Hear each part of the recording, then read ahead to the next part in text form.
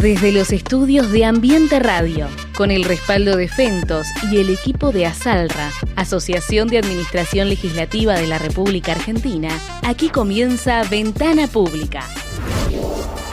Te invitamos a asomarte y enterarte, ser testigo de cómo se gestionan los ámbitos público y privado. Levantamos la persiana y te mostramos las organizaciones desde adentro. Vas a conocer cómo funcionan y a muchos de los involucrados. Ya están nuestros protagonistas en el estudio, Mario Nitti, Roberto Tato Romero y Ezequiel Cini. Con ustedes, ellos, los abridores de ventanas. Sean bienvenidos a nuestra segunda temporada.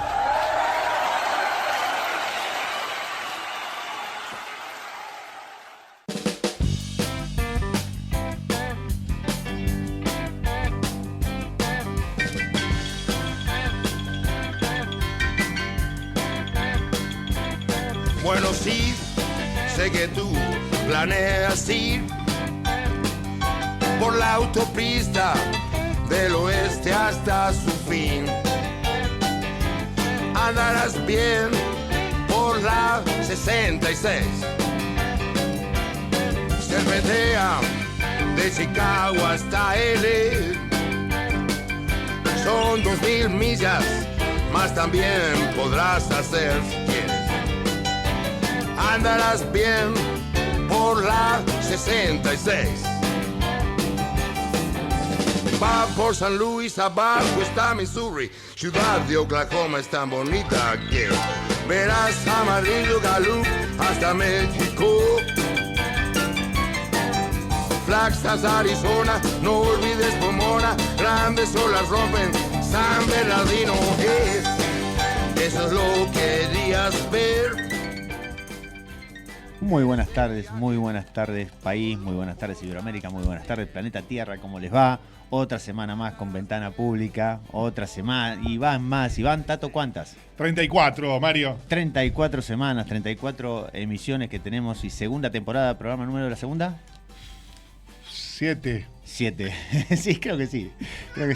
Está bien, le pegaste. ¿Vos estás bien con tu 7 es la TV pública que en la quiniela, ¿eh? ¿Crees que sí? Porque me subiste el tono al mío. Escucho. Está bien. Así que bueno, una más. Mi nombre es Mario Nitti, presidente de Asalra, me presento todos los programas. Ya te conoce la gente. Ya me conocen, ¿no? No sé si me conocen tanto, pero bueno. La próxima damos el prontuario judicial. Bueno, no tanto. Hablando de prontuario judicial, mi coequiper y amigo Roberto Tato Romero, ¿cómo le va, Tato? ¿Qué tal? Muy buenas tardes. ¿Cómo anda, Mario? ¿Qué dice todo? Bueno, los demás no me van a contestar, los que están afuera, ¿no? No, creo que no. Bueno. Creo que no. Pero Me imagino que están bien. Todos bien, estamos todos bien. Ezequiel, Operece, ¿cómo anda? Bien, nos dice. Bueno, si Operece está bien, estamos bien todos. Programa número, como dijo Tato, 34, si no me equivoco, y hoy tenemos una temática particular, especial. A mí me interesa mucho eso, y aprendo mucho. Cada vez que hablamos de esto aprendo mucho. ¿Cuál fue la idea? Ahora vamos a presentar a los invitados, como hacemos siempre, le metemos suspenso y después los presentamos a los invitados. Que no se den cuenta. No. A veces se agrandan los invitados por hacer eso, pero no es el caso, creo que no. Son los riesgos. Creo que no. Pero bueno, la temática tiene que ver con la tecnología y la inteligencia artificial. Hemos tenido otros programas acá donde hemos hablado de comisiones de futuro, así que tenemos una invitada repetida, ya amiga de la casa, ¿sí? Y el otro invitado también es repetido, pero en realidad son 4 los invitados para hablar de este tema, 2 van a participar por Zoom. La idea es hoy hacer una mirada prospectiva, hacia el futuro, mirar hacia adelante. Y desde todos los ángulos, no solamente del ángulo parlamentario, sino del ángulo de la gestión estatal en general y de la gestión diaria en general. Se puede decir que ponemos la bola de cristal arriba de la mesa. Sí, se puede decir que ponemos la bola de cristal arriba de la mesa. No sé si me gusta mucho la metáfora, pero sí. Hablé en singular, ¿eh? Sí. Okay. Pusimos la bola de metal arriba de la mesa. Pero bueno, ¿qué fue la idea? La idea fue que dimos una charla sobre esta temática en la Feria del Libro. En el stand de UPCN, en la Feria del Libro, estuvimos presentando este tema. Tuvimos repercusiones, pero fueron instantáneas. Gente que podía verlo, hicimos un vivo también desde Instagram, la página desde Instagram de Asalra, y es un tema que la verdad que gusta, y además de gustar, interesa, porque cada uno tiene una mirada. Lo bueno de este tema, cuando hablamos de futuro, y tocamos seguramente la inteligencia artificial y todas estas cuestiones, es que el tema no se vuelve excesivamente técnico o tecnológico y nada más. tiene toda una mirada, se lo puede ver de lo social, desde lo político, desde lo económico, Claro. ¿sí? Y me parece que esa es la idea, y por eso los invitados. Sí, antes de dar paso a esto, vamos a decir cuáles son los canales. Tato, ¿qué te parece? ¿Cómo no? Imagino que vas a arrancar vos. Arranco yo con el WhatsApp porque lo tengo acá anotado y usted no lo tiene ahí anotado. Yo no tengo nada. Bien, si quieren se pueden comunicar con nosotros por WhatsApp en el 11 25 95 69 16. Claro. 11 25 95 69 16. ¿Sí? ¿Le Sí, parece? sí, ese es el número, está más que claro. ¿Y cuál es el otro canal, Tato? A ver. El otro canal es Twitch, Muy bien. Asal Roque. Asal Roque, Qué bien el canal, que estoy, canal de Twitch. Entran directamente y se conectan como está haciendo acá el amigo Omar Darío Silverí, que ya se conectó. Ok. Así que, y después, por supuesto, pueden escucharlo por FM 88.9 o pueden entrar a www.ambienteradio.com.ar y lo escuchan como si fuera la radio, ni más ni menos. Ujú. Digo de vuelta, 11 25 95 69 16 es el WhatsApp y el chat de Asal Roca. ¿Por qué doy esto nuevamente? Porque me interesaría que más de uno opine al respecto, gente que esté relacionada con lo tecnológico o no. Así que sin más, si le parece o perece, ponemos la primera cortina como hacemos siempre y arrancamos con el programa. Porque la gestión pública tiene nombres propios y queremos que los conozcas. Porque conocer los procesos los transparenta y los acerca a la ciudadanía. Porque estamos deseosos de abrir otra ventana y sorprendernos con lo que encontremos. Le damos la bienvenida a quien nos visita y nos guiará en el recorrido de hoy. Con nosotros...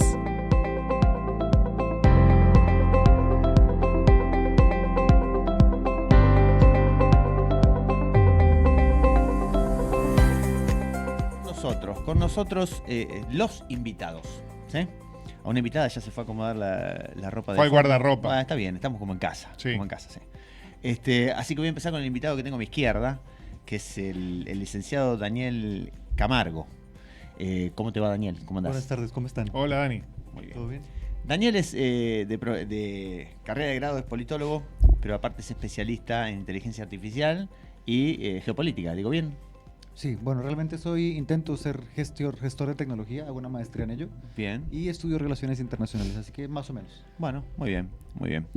Y a mi derecha, la doctora Claudia Cisnero, que es la secretaria de la Comisión de Economía y amiga de la casa. ¿Cómo le va, Claudia? ¿Cómo les va? Y bueno, muy bien. Un gusto estar con todos ustedes, Tato, Hola, Claudia. Dani, Hola, Claudia. Mario. Un gusto. Y todos los que nos están escuchando y viendo. Bueno, buenísimo. Y vamos a tener por Zoom al ingeniero Alberto Moltini. Me dicen que estás ahí, Alberto, ¿me estás escuchando? ¿Qué tal, Mario? Buenas tardes. ¿Cómo te va, Alberto? ¿Me escuchas? Se escucha perfectamente, fuerte y claro, Alberto. Hola, Alberto. Perfecto. ¿Qué tal? Buenas tardes, Mario, Daniel, Tato. Yo no escucho. Un gusto integrarme al programa y veo a Maxi también conectado, así que bueno, un gusto. Bueno, y el ingeniero Alberto Moltini, lo presenté como el ingeniero nada más, pero es el director del planeamiento de la función legislativa de La Rioja, ¿sí? Y es especialista en tecnología, ¿sí? Y además, yo no sé si ya está conectado y si no, lo voy presentando ahora. Después, ¿está conectado o no? Sí. Ah, muy bien, Sí, muy está bien. conectado. Entonces, Buen acá me dice que sí, está conectado. Sí, señor. Es el licenciado Maximiliano Campos Ríos, ¿sí? Autor de dos libros, Cadena de Valor Público, y él lo va a decir como si que siempre me olvido la segunda parte de eso, del nombre del Ecosistema libro. digital. Y decilo. Ecosistema digital. Ahí está, Cadena de Valor Público y Ecosistema Digital, y además del primero de los libros que leí de Maxi, que fue El Estado en la Era Meta. ¿Sí? Ambos libros muy interesantes. Maxi, ¿me estás escuchando bien? Muy bien, muy buenas tardes a todas y a todos. Muy buenas tardes, Maxi, muy buenas tardes, bienvenido a la mesa. Bueno, es así, le cuento al público, cuando arrancamos esta charla, la idea es, a partir de un par de preguntas disparadoras, hablar de las distintas facetas que propone el tema en cuestión, ¿no? Esto de la tecnología, esto de cuál es el estado que se viene, y bueno, hay una propuesta que tiene que ver con las comisiones, de alguna manera que se relaciona, que son las comisiones de futuro. Así que me gustaría, arrancaría con Maxi, si te parece, y la primera pregunta que se me ocurre es ¿cómo afecta la gestión diaria, cómo nos afecta y cómo nos impactó el tema del avance de la tecnología, ¿sí? ¿Qué tal, Mario? Sí, por supuesto, la tecnología ha impactado de manera muy fuerte no solamente en el sector público, te diría que el sector público es el que ha sido menos impactado por la tecnología, no porque no lo haya impactado, sino porque la velocidad de los cambios que se suceden en la sociedad, en la economía, en la cultura, e incluso en diferentes ámbitos de desarrollo humano, son siempre mucho más rápidos que la inercia organizacional, jurídica y organizativa del sector público. Pero sí te puedo decir, y que también está bueno para meternos en tema, que entre todas las cosas malas que tuvo la pandemia, el COVID y la cuarentena, entre todas las cosas malas de sufrimiento y cosas malas que nos dejó un gran avance y fue un gran, si se quiere, promotor del avance tecnológico y de la digitalización en el sector público. ¿Por qué? Porque obviamente nos encontramos casi 2 años trabajando, vinculándonos, capacitándonos de manera aislada por la cuarentena del COVID. Entonces, a la fuerza tuvimos que modernizar áreas enteras, muchas de ellas sin protocolo, sin estar preparados, pero bueno, en algún punto esto funcionó como te diría, como una catapulta muy fuerte de la transformación digital, de la construcción de un ecosistema tecnológico. En el ámbito laboral se empezó a potenciar el teletrabajo, ¿no? que en el ámbito público era algo relativamente tomado como un tema tabú. Si uno quería plantear teletrabajo en la administración pública hace 10 años, menos que lo sacaban a bolsazos a uno. Y sin embargo, en la pandemia pudimos ver que gran parte de las organizaciones del sector público nacional, ya sea en el orden federal, como puede ser la APN, el Congreso o el Poder Judicial, o a nivel subnacional, bueno, ahí Alberto tiene para dar muchísimo más el aspecto, ¿no? Digo, en La Rioja, pero en las diferentes provincias fuimos rápidamente impulsados hacia un proceso incompleto, diríamos, de transformación digital. Bien, bien, bien. Alberto, ¿me estás escuchando? Sí, perfecto, Mario. Alberto, te quiero escuchar a vos ahora, a ver qué opinás.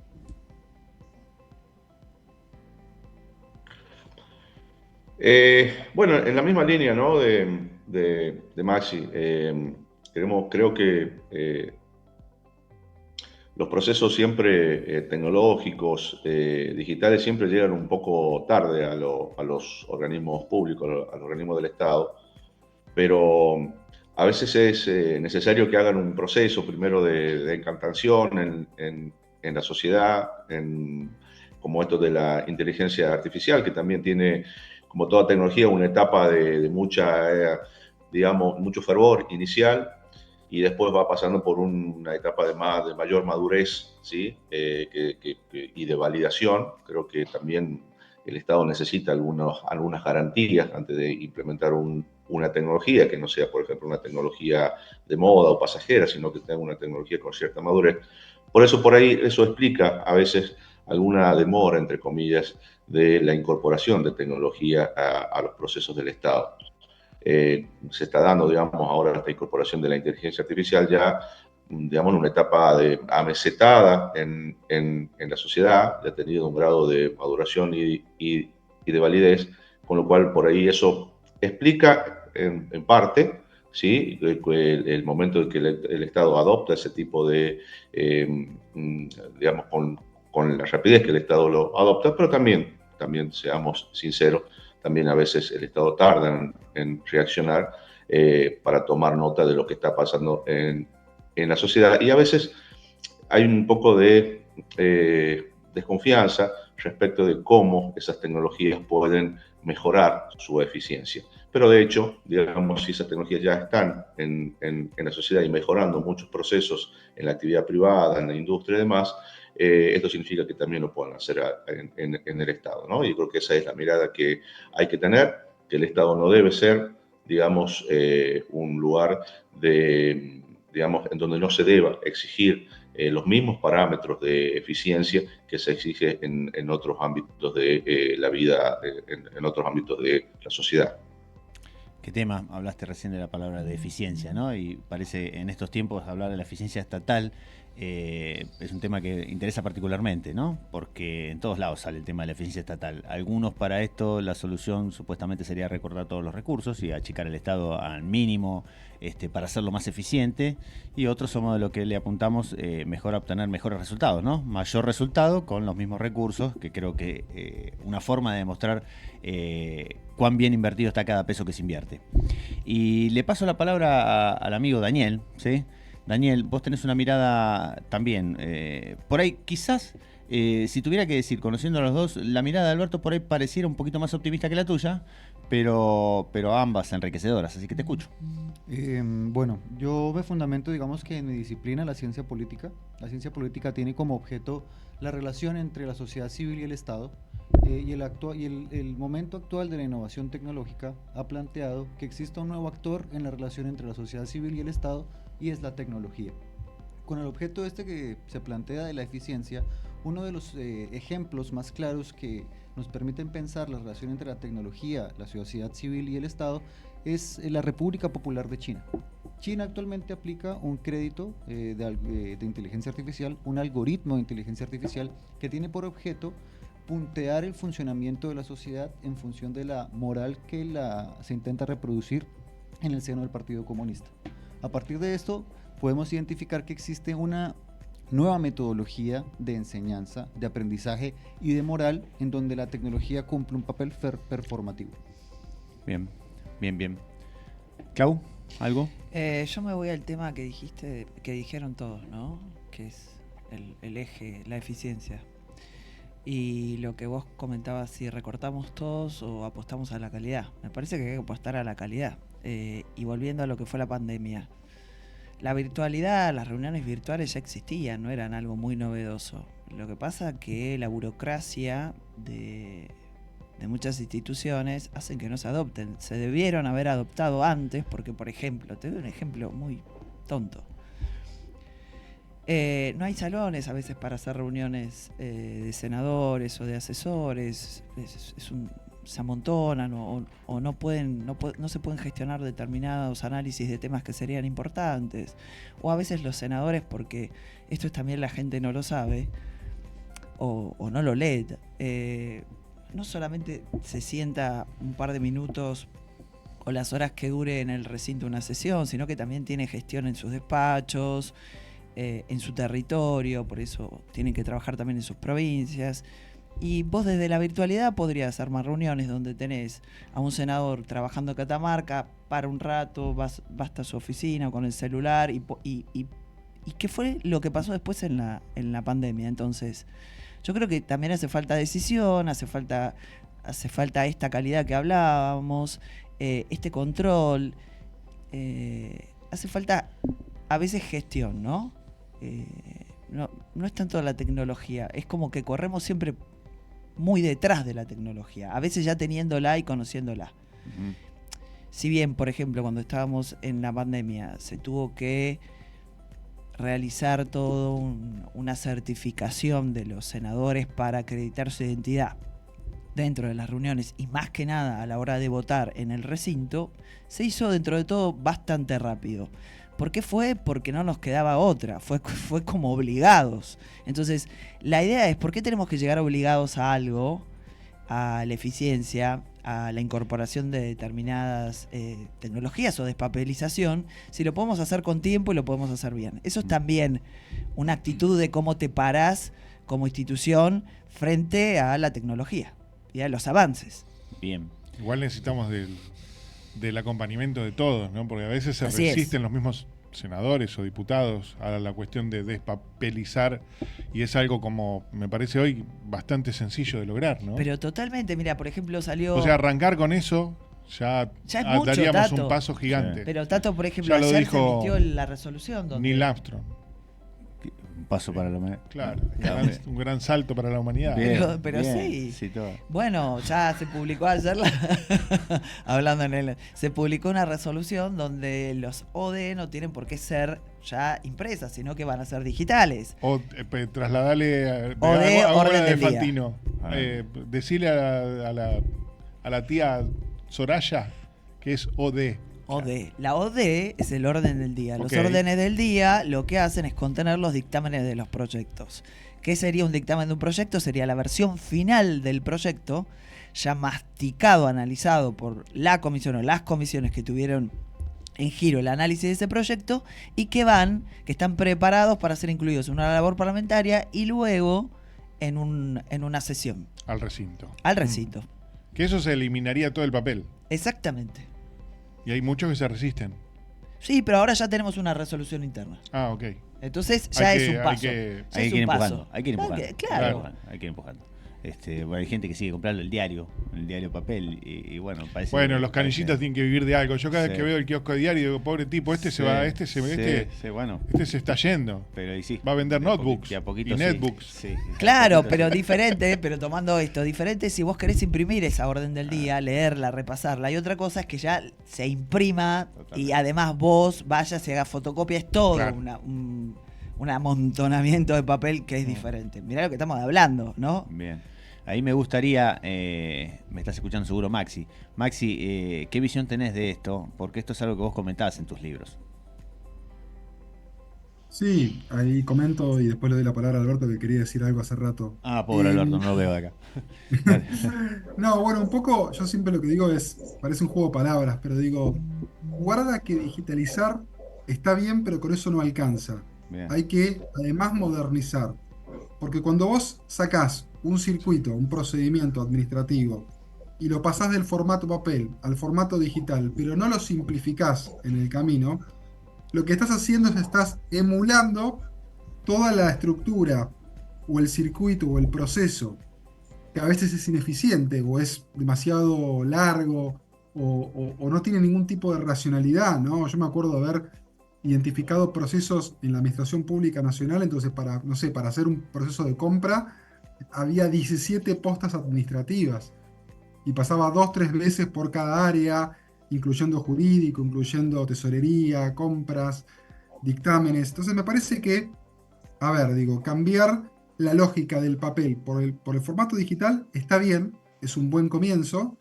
Lo que hay que hacer también es tratar de simplificar, es decir, tratar de desburocratizar en el buen sentido y modernizar implica también repensar los procesos, ¿no? Estamos muy acostumbrados a un diseño organizacional, por eso yo siempre digo, la inteligencia artificial tiene que ir unida a la inteligencia organizacional y a la inteligencia humana.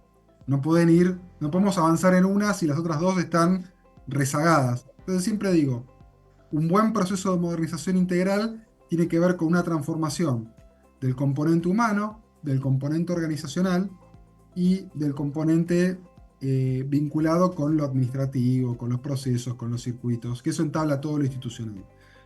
Y eso es algo muy importante que tiene que ser hecho además de manera sistémica.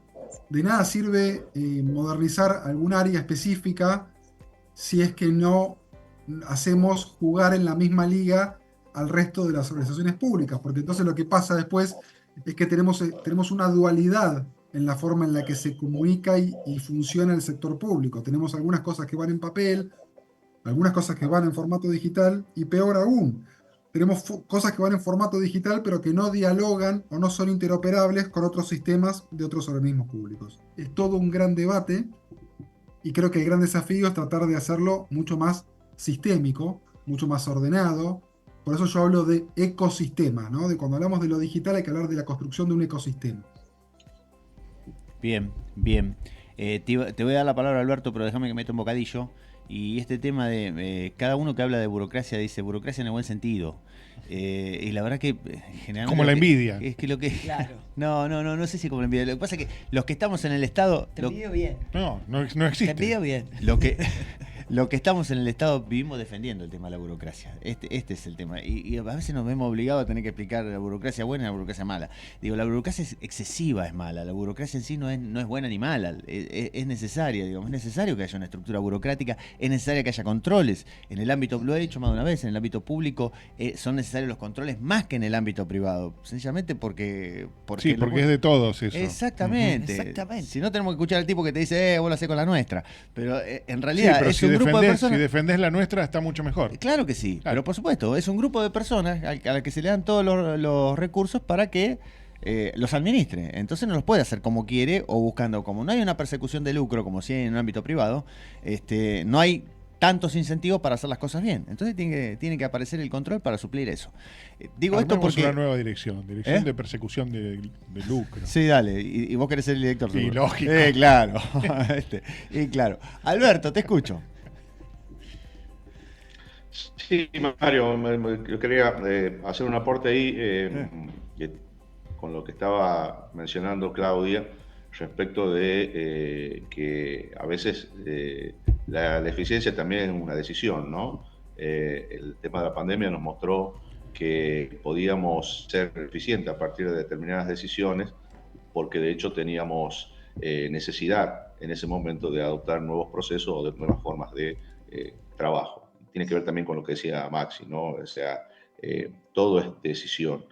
Quiero citar un caso práctico, digamos, que tiene que ver con esos momentos. Durante la época de la pandemia, los parlamentos dejaron de funcionar, digamos, porque no podían hacerlo en forma presencial.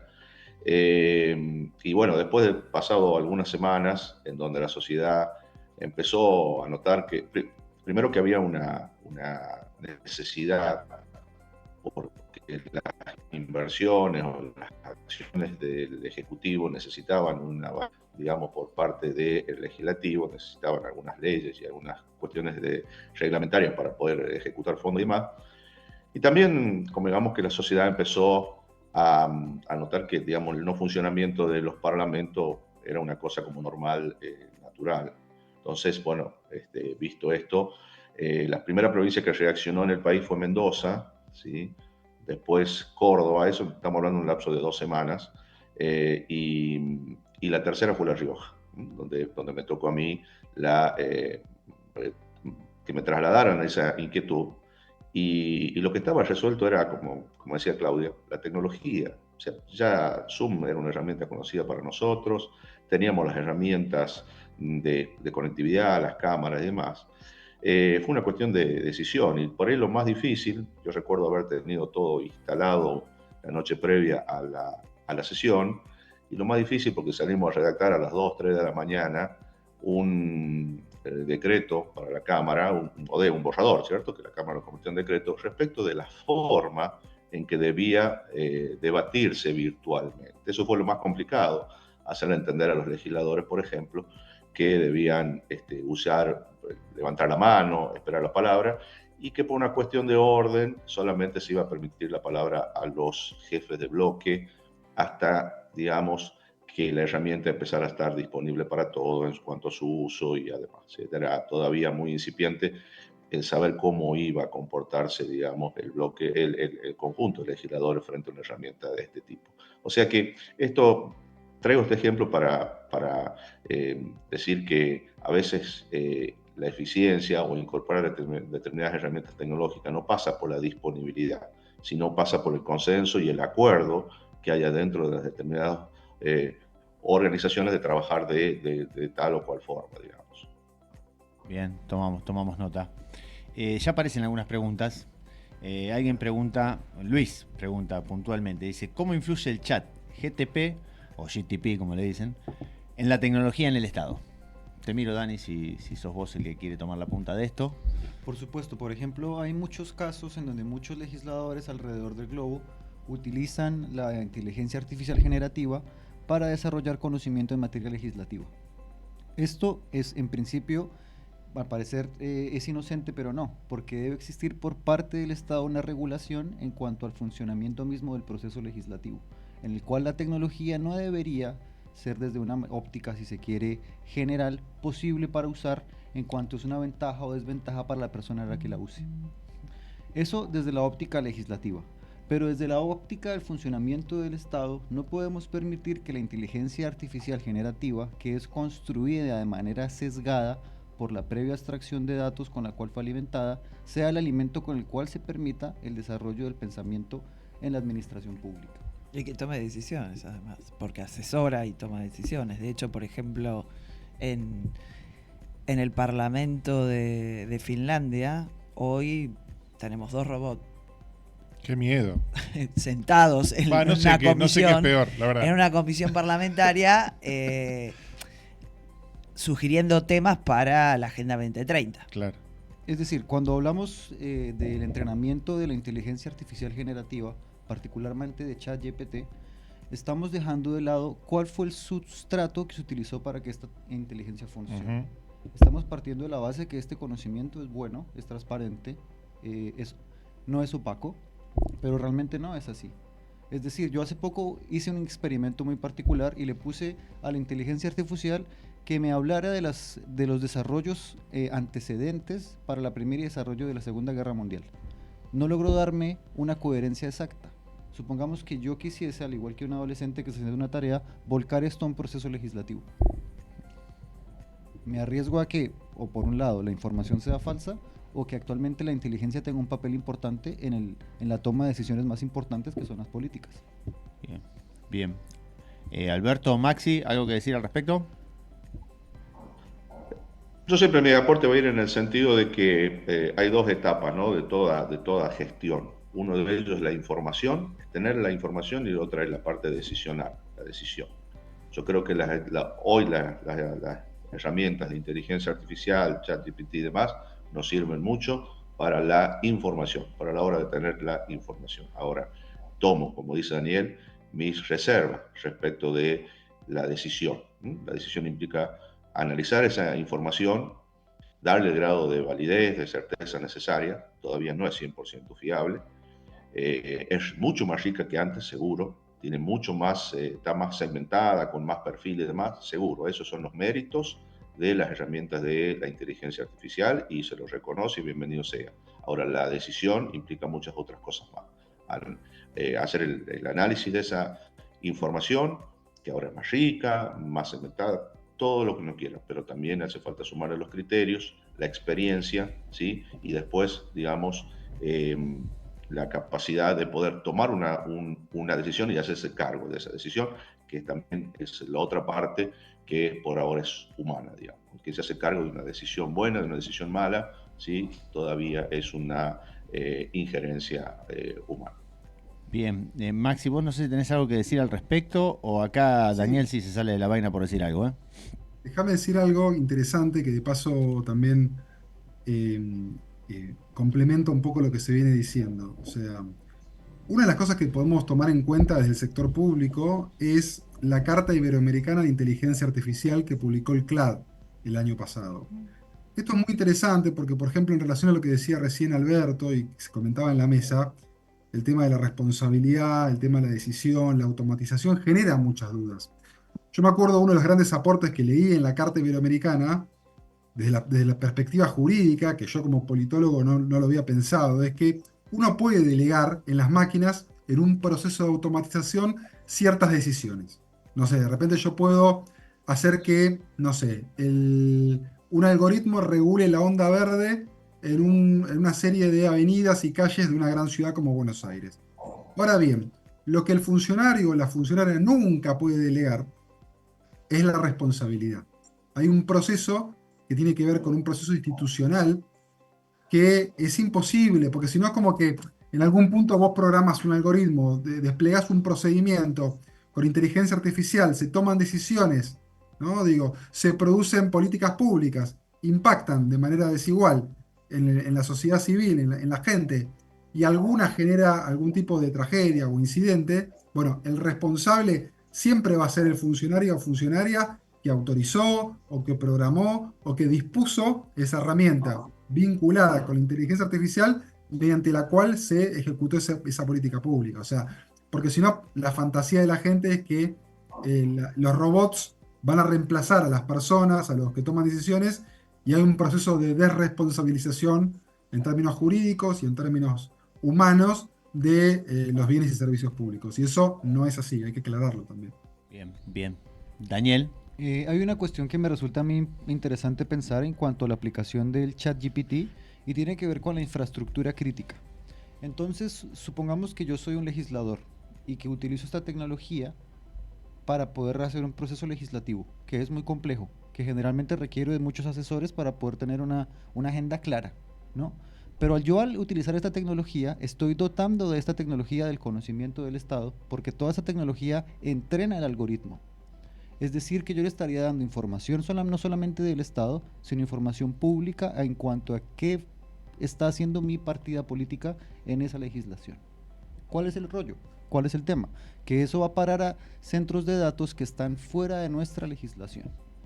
Y es ahí en donde el tema de la regulación es muy particular, porque no estamos utilizando una tecnología que es neutral.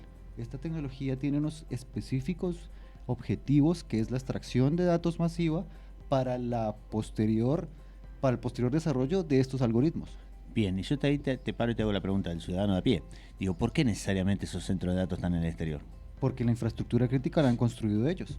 Porque en Paraguay no tienen ese potencial, en Colombia no tenemos ese potencial, en Sudáfrica no tienen ese potencial. Bueno, medianamente, porque el señor Elon Musk tiene un pie surafricano, pero a lo que me refiero yo, esto depende de la estructura misma del sistema geopolítico, en donde determinados países tienen la capacidad de desarrollar estas tecnologías y, por supuesto, los beneficios que implica el desarrollo de esta información. Bien, bien.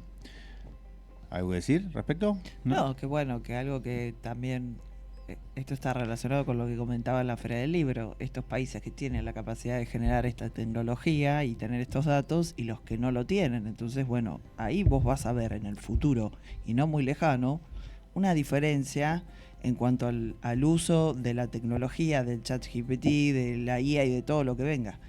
Unos van a manejar más que otros. Bien.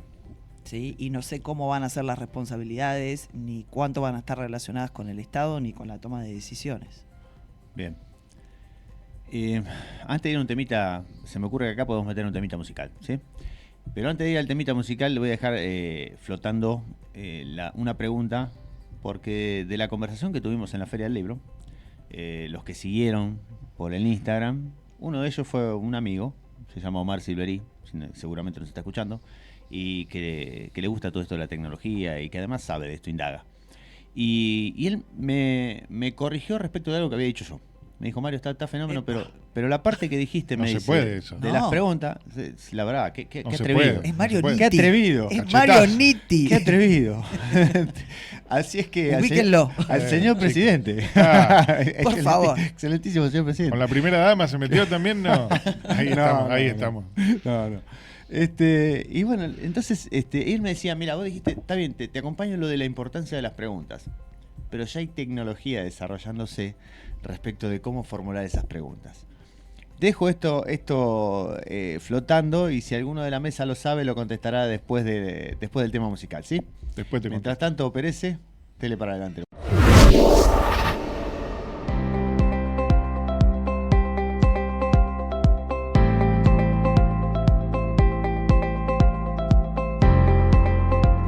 Bueno, seguimos.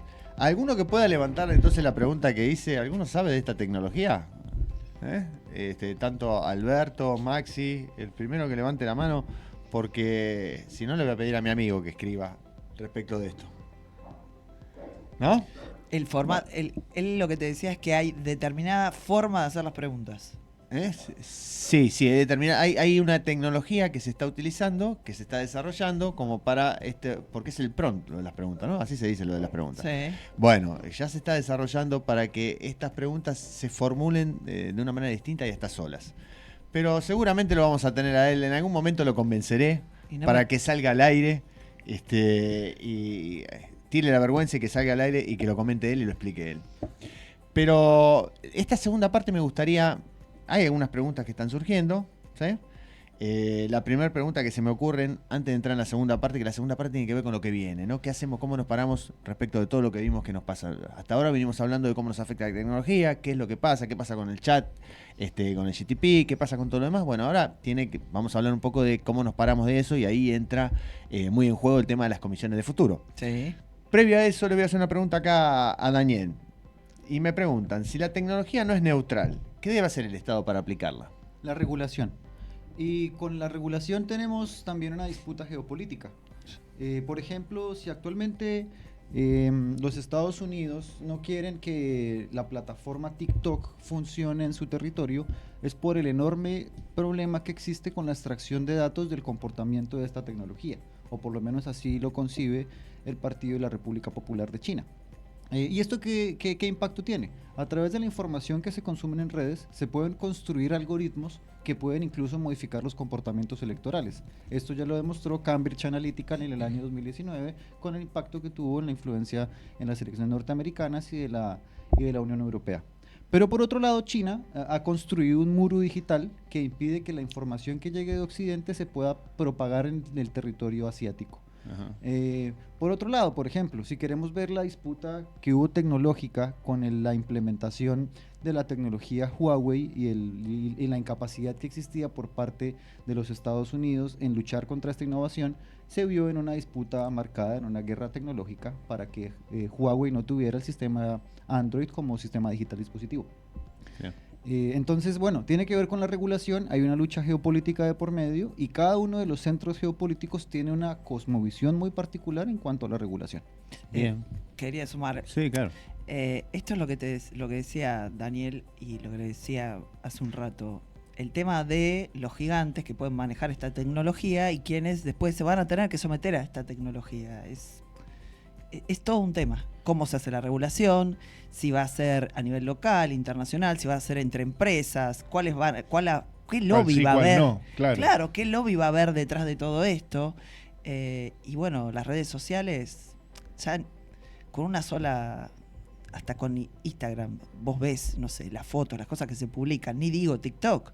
Yo creo que si hoy tendría que estar la KGB, la verdad se quedan todos sin laburo dentro de poco, porque es terrible la cantidad de datos y de información que se conquista a través de esos medios. Bien. Bueno, bien, contestada la pregunta me imagino para Luis, pero acaba de tirar un tema, vos Claudia, se quedan sin trabajo, dijiste como chiste, como sea. Sí. Pero yo voy a levantar el guante y le voy a preguntar a Maxi qué opina de esto de esta creencia generalizada que hay de que la inteligencia artificial y la tecnología en general viene para dejarnos sin trabajo. Maxi, ¿qué tenés para decir de esto? Yo no creo que ninguna tecnología en específico le quite el laburo a la gente. No creo que un robot vaya a reemplazar a un trabajador específico del Estado. Sí, lo que creo es que las personas que dominen tecnologías como la inteligencia artificial, como el análisis de datos, como ciertas cuestiones vinculadas con las tecnologías que están floreciendo en estos momentos, sí van a desplazar, evidentemente, a trabajadores y trabajadoras menos calificadas, ¿no? Digo, y esto en algún punto tiene que ver con la lógica básica de construcción y destrucción de puestos de trabajo que hace el capitalismo, ¿no? Digo, un poco lo que hablaba Schumpeter, la destrucción creativa. Si fuese cierto que la tecnología elimina puestos de trabajo, no sé, un país como Corea del Sur, por ejemplo, que nadie podría decir que es un país poco avanzado en términos tecnológicos, tendría que tener, no sé, 60% de desempleo, y sin embargo Corea del Sur tiene un 3.4% de desempleo.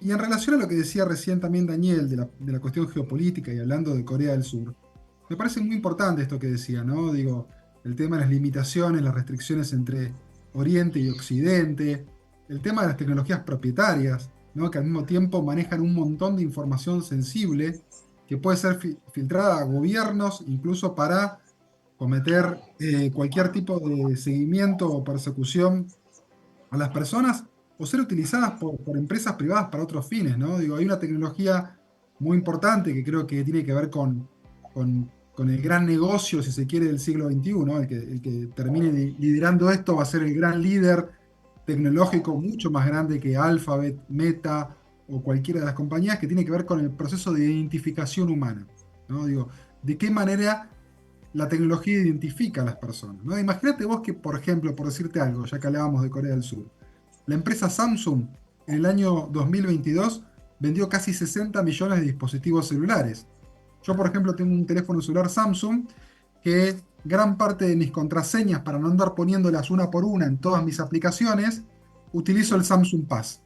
Ese Samsung Pass colecta todas mis huellas dactilares de diferentes formas y es una forma de identificación única, biométrica, digitalizada, ¿no? De una tecnología anterior que inventó incluso un argentino llamado Juan Bucetich, ¿no? El tema de la identificación digital. Ahora bien, imagínense el dominio y el poder geopolítico, económico, cultural y social que tendría cualquier empresa que logre de repente tener, no sé, escaneadas 5.000 millones de retinas, ¿no? Como hay empresas que empiezan a escanear el iris. O que tenga en su base de datos 300, 400 millones de huellas dactilares. Imagínense el potencial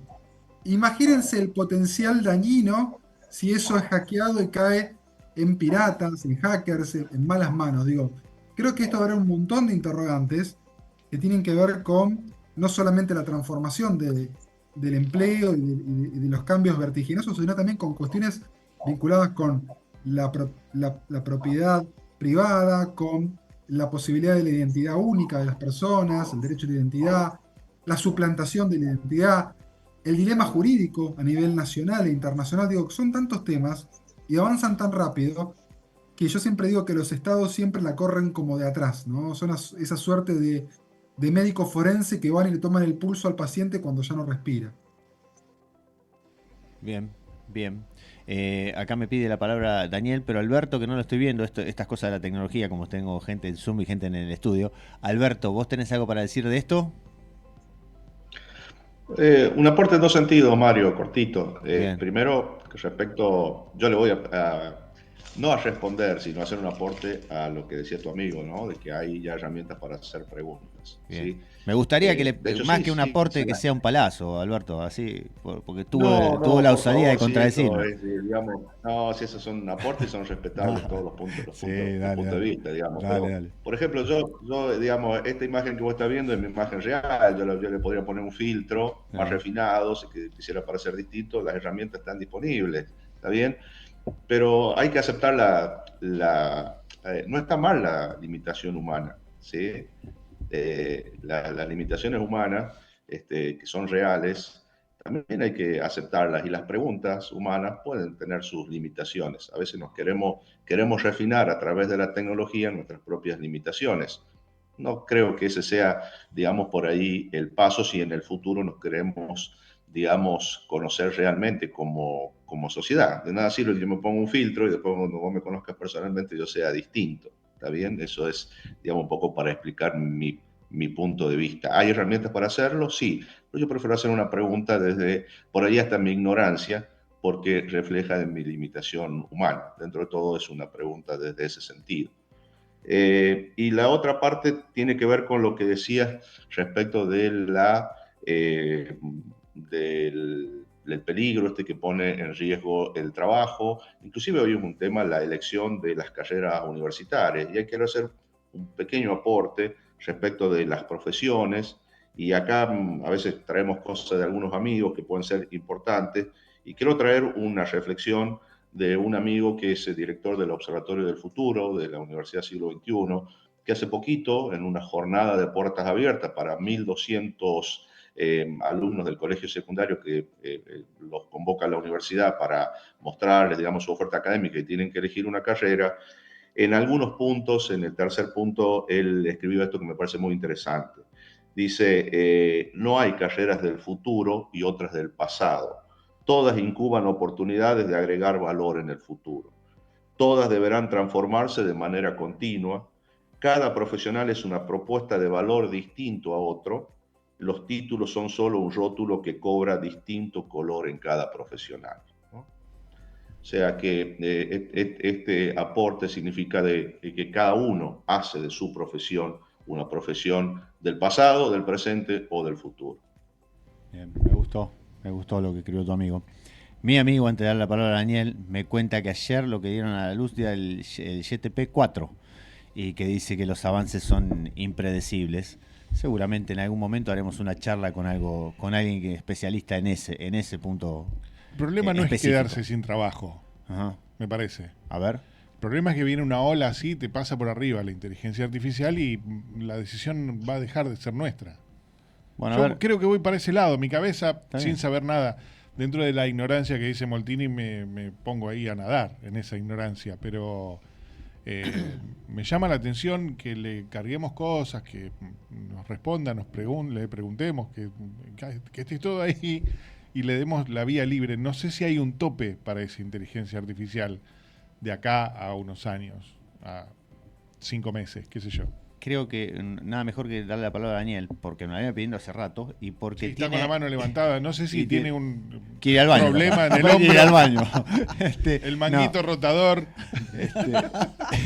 es para eso y además porque respecto a lo que plantea Tato, vos tenés algo que está bueno, que está escrito, que tiene que ver con esto de la importancia de los contextos previos a las tomas de decisiones autónomas. Así que contanos qué nos ibas a decir antes y respondele a Tato esto. Que No, acabas de bueno, decir. si responderle tanto tampoco, así, tan violento no. No, es bueno. Imperativo, vos sabés que acá es el tema imperativo. Retomando lo que decía Maxi en cuanto a los riesgos que implica la potencia de la digitalización en manos de un grupo determinado, reitero que uno de los ejemplos más fehacientes de la actualidad en la tecnología tiene que ver con el crédito social chino. Es decir, China tiene una base de datos en donde tiene información contextual de todos sus ciudadanos y en donde tiene la capacidad, en un futuro relativamente pronto, de poder tener el estado de salud de toda su ciudadanía. Estamos hablando de un Estado que no solamente tiene la capacidad de controlar el funcionamiento de la toma de decisiones de sus individuos porque están siendo vigilados y castigados o premiados, sino que también identificó de qué manera se va a comportar esa población en materia, si se quiere, laboral, industrial, reproductiva, etcétera, etcétera. Creo que eso ya está sucediendo y que si bien en el otro lado, en Occidente, existe una extracción masiva de datos que cumple con un objetivo distinto, somos todos víctimas de este sistema que digitaliza toda nuestra información y de la cual no somos conscientes lo vulnerables que nos hace la existencia misma de esta información. Por otro lado, hay un autor francés que acá en Argentina es muy de moda, Eric Sadin, que tiene un libro que se llama La humanidad aumentada. El tipo plantea que hubo una copia digital del mundo análogo y que esa copia digital del mundo análogo actualmente es la digitalización. Esta digitalización actualmente es administrada algorítmicamente, lo que hace pensar que actualmente nosotros estamos siendo desde ya administrados algorítmicamente de una manera suave. Claro. No como lo dice Terminator, ni como lo dice... Los Sims. No, esto Claro. es relajado con Spotify, con YouTube, Claro. con música, pero está siendo administrado algorítmicamente. Entonces no es el hecho de que me vaya a quedar o no sin trabajo, es que ya estamos siendo administrados por algoritmos que toman decisiones por nosotros en función de cómo es nuestro comportamiento, porque nos conocen mejor que nosotros mismos en la toma de decisiones.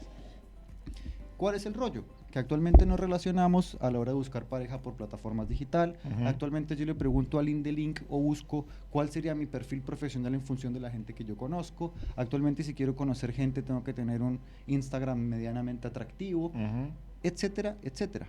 Es decir, la toma de decisiones actualmente están mediatizadas por la existencia de una tecnología que no comprendemos su funcionamiento porque es opaca para nosotros. No tenemos la capacidad de entender qué quiere el algoritmo de nosotros. Pero sí el algoritmo tiene claro cuál es el objetivo que tiene como funcionamiento. Y vamos a llegar a extraer entenderlo, nuestra decís. información. Tenemos capacidad como para en algún momento entender el algoritmo y ser poquitos más hábiles que eso. Precisamente esto se le ha preguntado a Mark Zuckerberg cada vez que se le sienta frente al Congreso y le dice: señor, su empresa viola derechos humanos, señor, su algoritmo es racista, señor, su algoritmo modifica las elecciones electorales del planeta Tierra. ¿Usted qué tiene que decir? No, sencillamente pongo la cantidad de plata que haya que tener y se acaba. Claro. Bueno, o sea, ahí sí, está el lo tema. regañan, ¿no? Lo regañan un poco. Lo Sí, hacen- bueno. Sí, sí. Se pone un poco Lo pálido. muestran, lo se muestran. pone un poco pálido, pero a la final, bueno, esto es con plata y se acaba. Bien, bien. Maxi, sé que vos tenías que irte 4:30, me dijiste, estabas apremiado, así que te doy ahí unos minutitos para que cierres algún concepto que te haya quedado y después te liberamos, Maxi, te agradecemos haber intervenido. No, muchas gracias por la invitación. La verdad que siempre uno encuentra nuevas aristas, nuevos puntos. Yo creo que lo que hay que seguir difundiendo es la discusión interdisciplinaria. Creo que uno de los mejores abordajes que podemos proveer al sector público tiene que ver con tratar de configurar un esquema de discusión en donde se aporten diferentes perspectivas. La perspectiva desde las ciencias sociales, desde la ingeniería, desde los aspectos jurídicos, los aspectos éticos, internacionales, porque de esa manera es donde podemos mejor comprender gran parte del ejercicio que implica tratar de entender no solamente al Estado en el presente, sino en la perspectiva de futuro, que es un poco lo que ustedes están intentando hacer con las mesas de futuro, ¿no? Pensar prospectivamente, así como la inteligencia artificial tiene algo que se llama la inferencia bayesiana, que es la capacidad predictiva de inferir un comportamiento en función de la información. Creo que nosotros podemos inferir ciertas, si bien no tenemos la bola de cristal y no podemos anticipar el futuro, podemos inferir ciertas tendencias hacia dónde puede ir o cómo puede transformarse la Argentina y sus instituciones. ¿Cómo? Viendo un poco los desarrollos, las tendencias, viendo qué se hace en otras partes del mundo, en Estonia, en Finlandia, en Estados Unidos, en Corea del Sur, para que de esa manera, el día de mañana, si viene otra pandemia o tenemos que resolver algún problema con los escasos recursos que tenemos, podamos hacerlo de manera mucho más eficiente y mucho más veloz y no sea tan apremiado por la urgencia y la emergencia de una pandemia como nos sorprendió hace un par de años. Así que bueno, por mi parte agradecerles la invitación recurrente, para mí es un gusto y un honor, y a disposición para seguir conversando y construyendo, ¿no? Un abrazo de acá y te agradecemos la participación, che. Muchísimas Muchas gracias, gracias, Maxi. ¿sí? Estamos en contacto. Muchas. Y bueno, en esta parte a mí me gustaría ya entrar en la parte de qué hacemos con todo esto. Y cuando digo que hacemos con todo esto, la miro a Claudia, porque una de las propuestas principales, por lo menos que surge de la charla, es el tema de las comisiones de futuro. Contanos un poco qué son las comisiones de futuro y cómo se usan en otros países. Bueno, las comisiones de futuro son comisiones parlamentarias que existen en los poderes legislativos de muchos países. La metodología es diferente a las comisiones permanentes, tanto unicamerales como bicamerales, que lo que hacen es el viejo proceso de formular una ley. Ya te lo decía Aristóteles o te lo contaba, vos mirabas la realidad y observando la realidad, luego la plasmabas en la legislación, ¿no es cierto? Entonces, ¿qué haces? Lo que vos haces es resolver un hecho que ya está dado, con consecuencias positivas o negativas, pero tenés que resolver algo que ya se te manifestó. En el caso de las comisiones del futuro, vos lo que haces es traer el futuro al presente, no con la bola mágica, ni con las cartas del tarot, ni con el vientre de las aves, sino que lo que haces es anticipar tendencias, ¿no? Anticipar... las inferencias bayesianas, dijo Max. Exactamente. Yo te lo cuento un poco más lunfardo. Venís y mirás lo que puede llegar a pasar, ¿sí? Y no solo con intuición, sino que lo haces con perspectiva, con planeamiento estratégico, creando escenarios, ¿bien? Que fue lo que se hizo, por ejemplo, en Finlandia con la pandemia. Cuando estuvimos en el foro internacional del segundo foro internacional en Montevideo sobre comisiones del futuro, ellos mismos expusieron, los mismos integrantes y el presidente de la comisión del futuro, que hubo dos variables solamente que no estuvieron contempladas en los escenarios que construyeron. Entonces, imagínate la importancia que es hacer prospectiva. Hablábamos del trabajo. No, sí, puestos de trabajo se van a quedar perdidos, pero para que eso no pase, para que la Argentina sea competitiva, vos tenés que hacer prospectiva a nivel laboral. Entonces vos después de eso le dotás al Ejecutivo o al mismo Legislativo para que construya normativas o políticas públicas para poder hacer competitivo a la Argentina en el campo laboral, ¿no es cierto? ¿Qué haces? Por ejemplo, muchas de las comisiones bicamerales, tanto de Europa como de Argentina, como de esta región latinoamericana, porque nosotros no tenemos comisiones del futuro, pero sí las hay en Uruguay, sí las hay en Brasil, sí las hay en Chile, sí las hay en Paraguay. Lo que hacen es emitir dictámenes con consejos sobre legislación o sobre determinados temas que deberían abordarse de tal o cual forma para evitar o para aprovechar lo que va a venir, ¿no es cierto? Por ejemplo, lo laboral es claro, leemos en todos lados que, bueno, van a haber profesiones que van a ser las primeras en desaparecer. Bueno, capacita a esa gente para que sea competitiva, ¿no es cierto? Lo está haciendo Israel. A ver, lo está haciendo China, como decía Daniel, lo está haciendo Estados Unidos. No tenemos que profetizar. Si vos ves que China ha sacado una cuenta exacta de cuánta gente necesita capacitada para poder operar la inteligencia artificial, es claro. Están todos por ese camino. Si vos ves que millones de dólares del gobierno israelí está siendo invertido en un campo industrial, en lo que sería todo lo que es una esfera tecnológica solamente para la creación y superación de la inteligencia artificial, entonces vos ya te estás dando cuenta que esto es lo que se viene.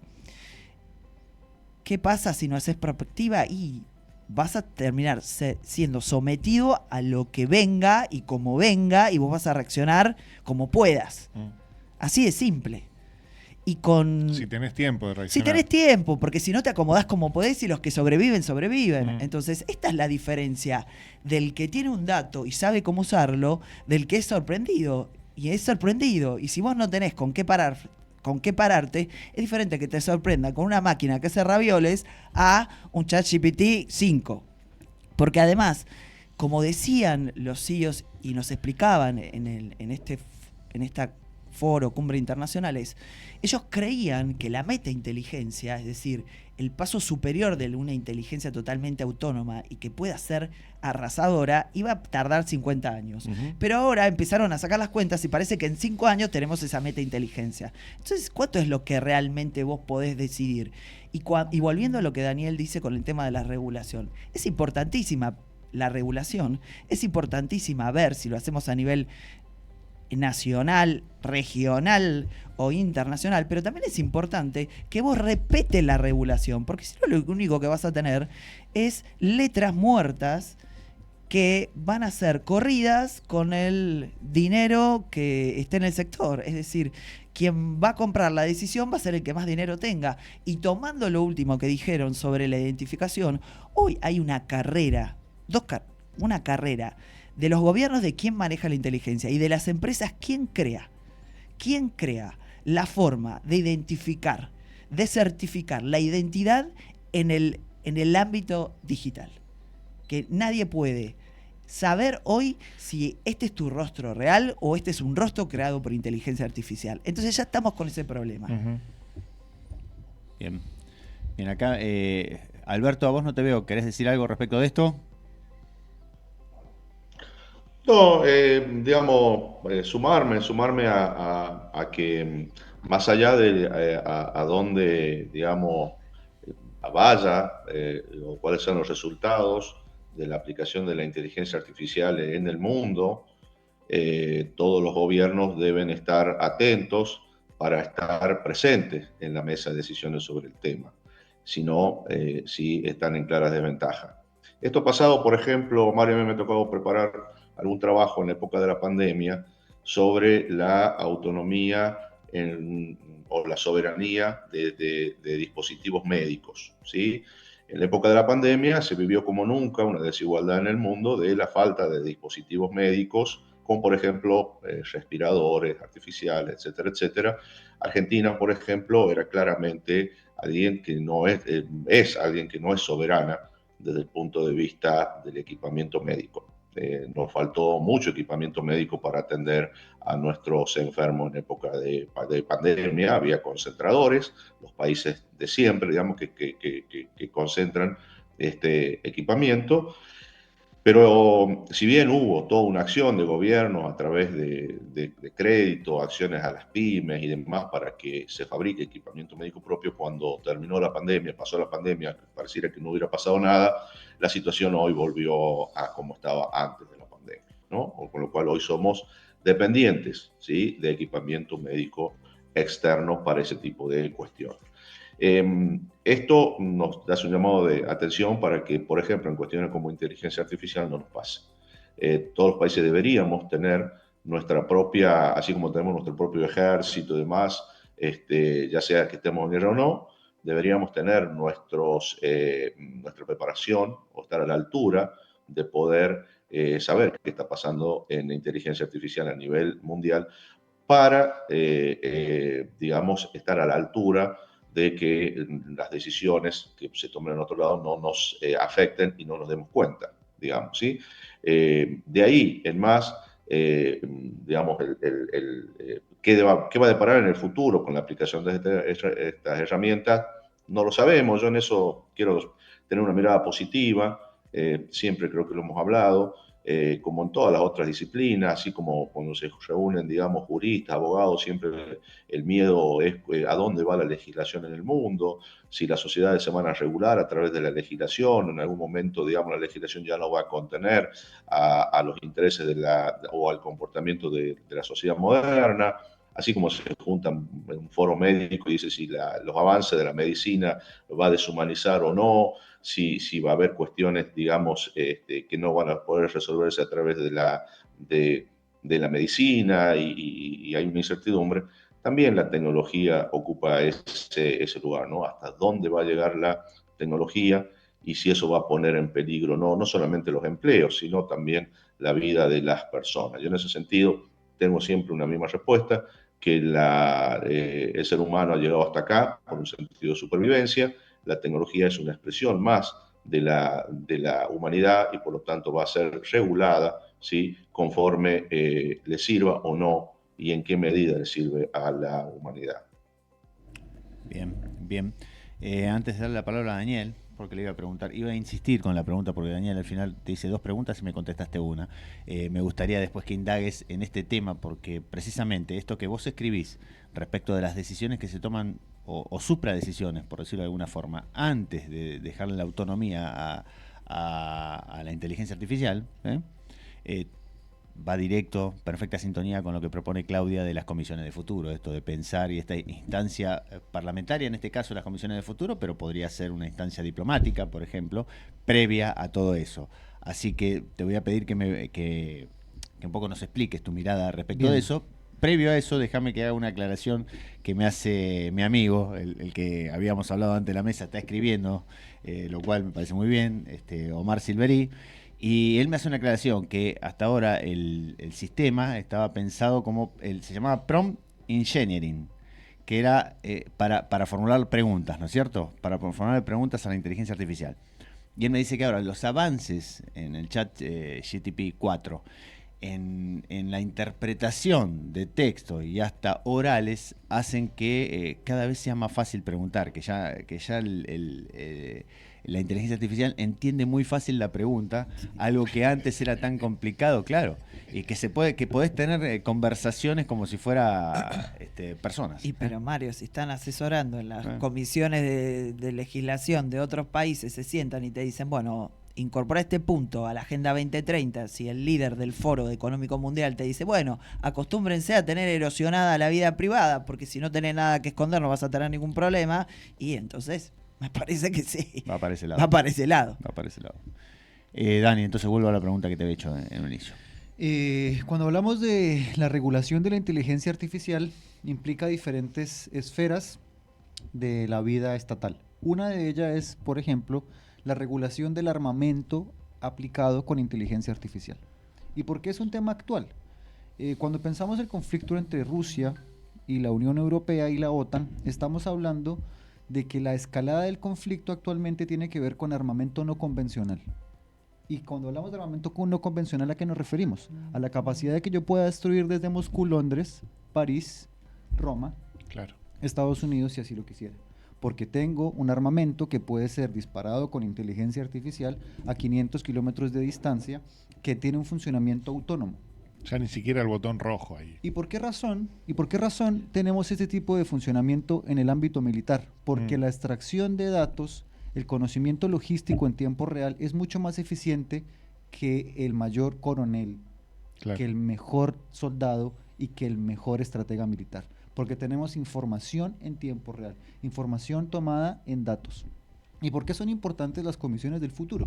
Porque si nosotros no tenemos en la cabeza como Estado hacia qué dirección vamos, compramos aviones F-16 traídos de Dinamarca que actualmente nos sirven en un conflicto militar aéreo. Porque actualmente hablo de Javier Milei exactamente, porque no hay una claridad mental hacia dónde va la estrategia militar en un territorio geopolíticamente importante. ¿Y por qué Argentina es geopolíticamente importante pensándolo en las comisiones del futuro? Porque la digitalización, la transición energética y la construcción de armamento militar dependen de minerales críticos. Y Argentina está situado en uno de los lugares críticos a nivel global, porque está la existencia del litio. ¿Y qué es el litio? Las baterías. Así es. Es decir, si estamos hablando entonces de que necesitamos digitalizar el mundo, ¿qué necesitamos? Minerales críticos.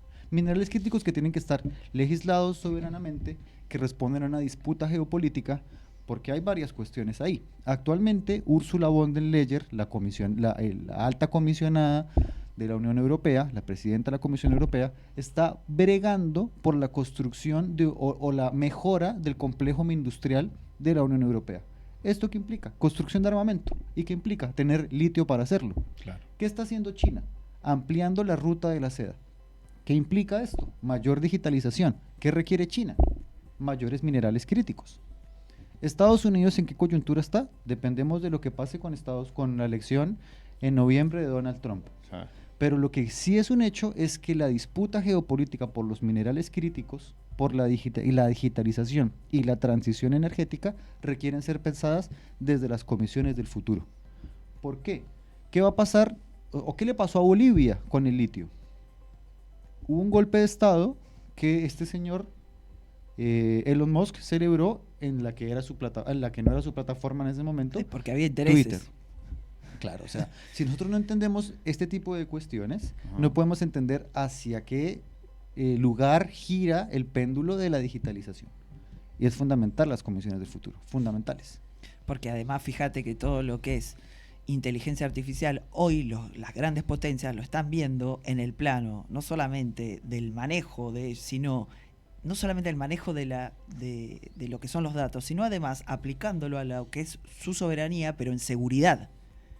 Está todo mirado desde lo que es su defensa y su seguridad como ejército, como todo aplicado a empleo y seguridad, además de economía y finanzas. Es más que importante hacer prospectiva porque nosotros lo que tenemos somos los recursos, pero no estamos haciendo nada de eso. Por ejemplo, ¿qué está haciendo Rusia en el contexto actual de guerra para poder tener minerales críticos? A través de su grupo paramilitar Wagner, se ha extendido por la región del Sahel africana, ayudando a que esta región se descolonice de África en contraprestación de extraer recursos minerales críticos. Eso es lo que está haciendo Rusia. ¿Qué es lo que está haciendo China? Vuelvo y digo, expandiéndose con la ruta de la seda. Y creando lo que son las baterías de sodio. ¿Qué está haciendo la Unión Europea? Construyendo un complejo militar industrial. ¿Qué estamos haciendo en Argentina? Regalando el litio.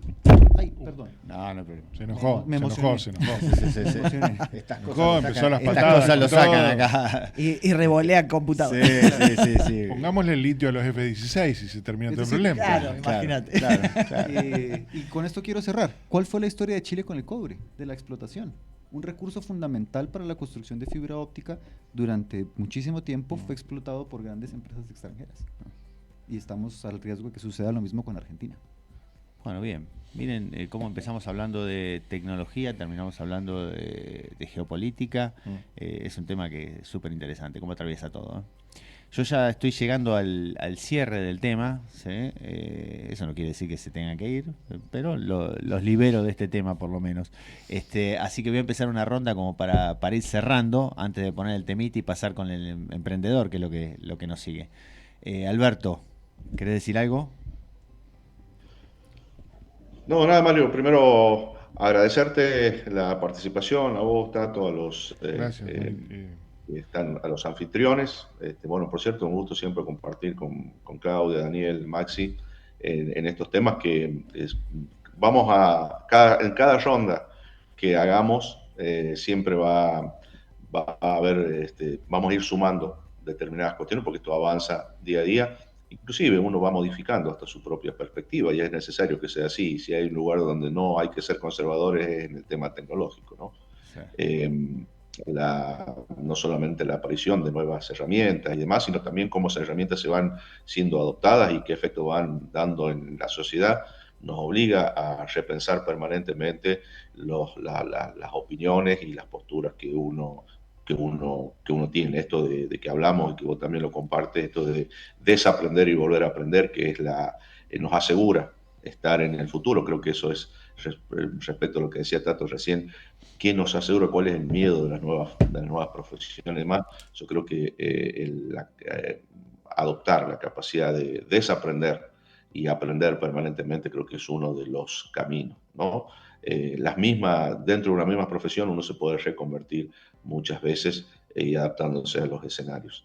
Celebro que podamos hablar estas cuestiones que son, creo, importantes para la sociedad, de distintos pareceres y formas, pero que porque la tecnología implica que uno pueda hablarlo de determinada forma, desde lo humano, desde lo estrictamente tecnológico y técnico, desde lo institucional, desde lo personal, desde la esperanza que nos ayude a construir un mundo mejor, por ahí también desde el pesimismo y del miedo, ¿no? Pero todas son válidas como expresiones y como formas. Seguiremos formándonos y estar atentos a lo que vaya surgiendo para siempre estar capacitados para dar nuestra mejor opinión en ese sentido. Buenísimo, gracias Alberto. Gracias Alberto, un beso. Gracias, Te Alberto. liberamos y te agradecemos participar, como siempre Alberto, siempre solícito y dispuesto. Abrazo grande. Un gusto. Daniel. Bueno, yo quisiera aprovechar la circunstancia para compartir algunas lecturas que me resultan interesantes para aquellas personas que le interese el mundo de la digitalización y el riesgo en el cual nos enfrentamos. Hay una periodista española experta en tecnología, Marta Peirano, tiene un libro impresionante que se llama El enemigo conoce al sistema. Eric Sadin, que lo cité más temprano, tiene un libro muy importante que se llama Realidad Aumentada. Y hay una pensadora de origen judío que trabaja en Harvard, socióloga, que se llama Susana Bufos. Tiene un libro muy interesante que se llama Capitalismo de Plataformas. Considero que estos libros son fundamentales para entender la era del conocimiento. Bueno, muchas gracias Daniel, siempre tiró data. Seguramente, para los que quieran este tipo de información, aprovecho para decirlo, me gustaría después, Operese, si se puede, en lo que queda del programa, que aparezca la dirección de mail nuestra, que la dirección de mail nuestra es ventanapublica@asalra.org, ventana pública, todo junto, @asalra.org. Cualquiera que quiera este tipo de datos no hace más que mandarnos un mail y le vamos a estar retribuyendo, digamos, con todos estos datos que vos tirás y otros datos que surgieron de la charla. Y además, si quiere aportar a esta charla o aportar temas para futuros programas, bueno, bienvenidos sean. Claudia. Bueno, de todo lo que hablamos, quiero hacer hincapié en lo importante que es hacer el planeamiento, lo importante que es hacer la prospectiva, porque algo que puede ser negativo lo podés convertir en algo muy positivo, podés sacar provecho, podés generar políticas y leyes que se adelanten o por lo menos intenten adelantarse a hechos que pueden ser inminentes, y que una cosa es que estar preparado y otra cosa es que te sorprendan, ¿sí? Que te sorprendan. Entonces necesitamos decisión política, decisión de todos los actores de la sociedad para poder emprender un camino donde lo que viene pueda ser aprovechado a todos los niveles: social, económico, financiero, de defensa, de seguridad, de empleo, ¿sí? Somos un país que ha sido muy castigado a nivel económico, estamos tratando de salir adelante, y para poder construirnos necesitamos prever lo que va a venir. Eso. Bien. Me gustaría también ir cerrando, no sin antes. Ayer estuvimos en un panel en la Feria del Libro, docentes y alumnos del Instituto de Formación Técnico Superior 12, del cual los 3 que estamos acá somos docentes. Y salió de ese panel la importancia de la capacitación, en el sentido de capacitar a los agentes públicos, en este caso los públicos, para poder hacer uso de todas estas herramientas, porque lo que se viene es un mundo de herramientas y va a haber que saber utilizarlo. Así que los comprometo, en alguna próxima edición vamos a estar hablando de este tema, el tema de la capacitación, la importancia de la capacitación y un montón de temas que se abren con la misma temática. Estoy pensando, eso lo tiro sin siquiera haberlo charlado con el equipo, pero me gustaría hacer un micro. Después vemos la frecuencia semanal, quincenal o como sea, con este tipo de cuestiones, con el tema de la tecnología, los avances, cómo nos paramos y todo lo demás. Así que ahí van a estar invitados seguramente. Yo encantado. Bueno, genial. Encantado. Yo también te apoyo en todo lo que sea. Bueno, Vamos, Tato. Doy todas mis clases acá. Y yo por eso voy al frente, porque sé que tengo el cuento con el apoyo de Tato. Así es que, bueno, a la gente Traes le la decimos bola, Tato. Traigo la de cristal. Dale, por favor. a la gente le decimos que nos espere un poquitito, que escuche un bonito tema musical que va a poner Operese, que ya viene próximamente El Emprendedor y La Bola de Cristal de Tato. Muy bien. Bueno, Bueno, seguimos con el programa. El emprendedor no está todavía, está subiéndose Ezequiel Cini, que es que es nuestro co-conductor también y que hoy va a hablar de liderazgo. Hoy vamos a hablar de liderazgo, así que viene bien que te hayas quedado, Claudia, en la mesa. Sé que tenés para decir cosas respecto de eso. Y mientras los esperamos, me quedé pensando en el tema que estuvimos hablando, ¿no es cierto? ¿Cuánto para hablar? ¿Cuánto para...? Podríamos haber seguido con el programa un rato largo. Tranquilamente. Y cuánto para aprender. Insisto, me parece que lo más interesante de la cuestión y del tema tiene más que ver con que uno no tiene que ser especialista en tecnología como para poder utilizar los beneficios de la inteligencia artificial. Pero que va a haber una reconversión y que va a haber que hacer capacitación, eso seguro. Yo cuento mi experiencia personal. Cuando me dijeron el chat GTP, lo único que hacía, que se me ocurría hacer las preguntas que le puedo hacer a Google. Y en realidad es mucho más profundo. Es mucho más que eso. Es mucho más que eso. Y en cuanto al Poder Legislativo, digo, pensemos la herramienta que tiene un legislador, que hasta ahora tiene que tener un especialista de cada tema. Y ahí viene un tema también, ¿no? Porque tiene que tener un especialista de cada tema. Ahí lo tiene todo en uno. Consulto, claro. Lo que pasa es que ahí lo tiene todo en uno, pero el especialista le puede decir, sí, puede ser eso, pero vamos por acá también. ¿no? Claro, lo importante en eso es lo que decía Alberto hace un rato. Vos tenés esa información, pero la tenés que analizar. Claro, ese es el asunto. Vos tenés que analizar. Lo que pasa es que llega un momento que por ahí te analiza también la información. Sí, pero lo que pasa es que vos no tenés que ser un ingenuo y pensar que todo lo que está dado o publicado, ya sea en Google o te lo tira la inteligencia artificial, claro, es la realidad. Ahora, si partimos de que esto es sagrado, entonces vamos a tener un problema.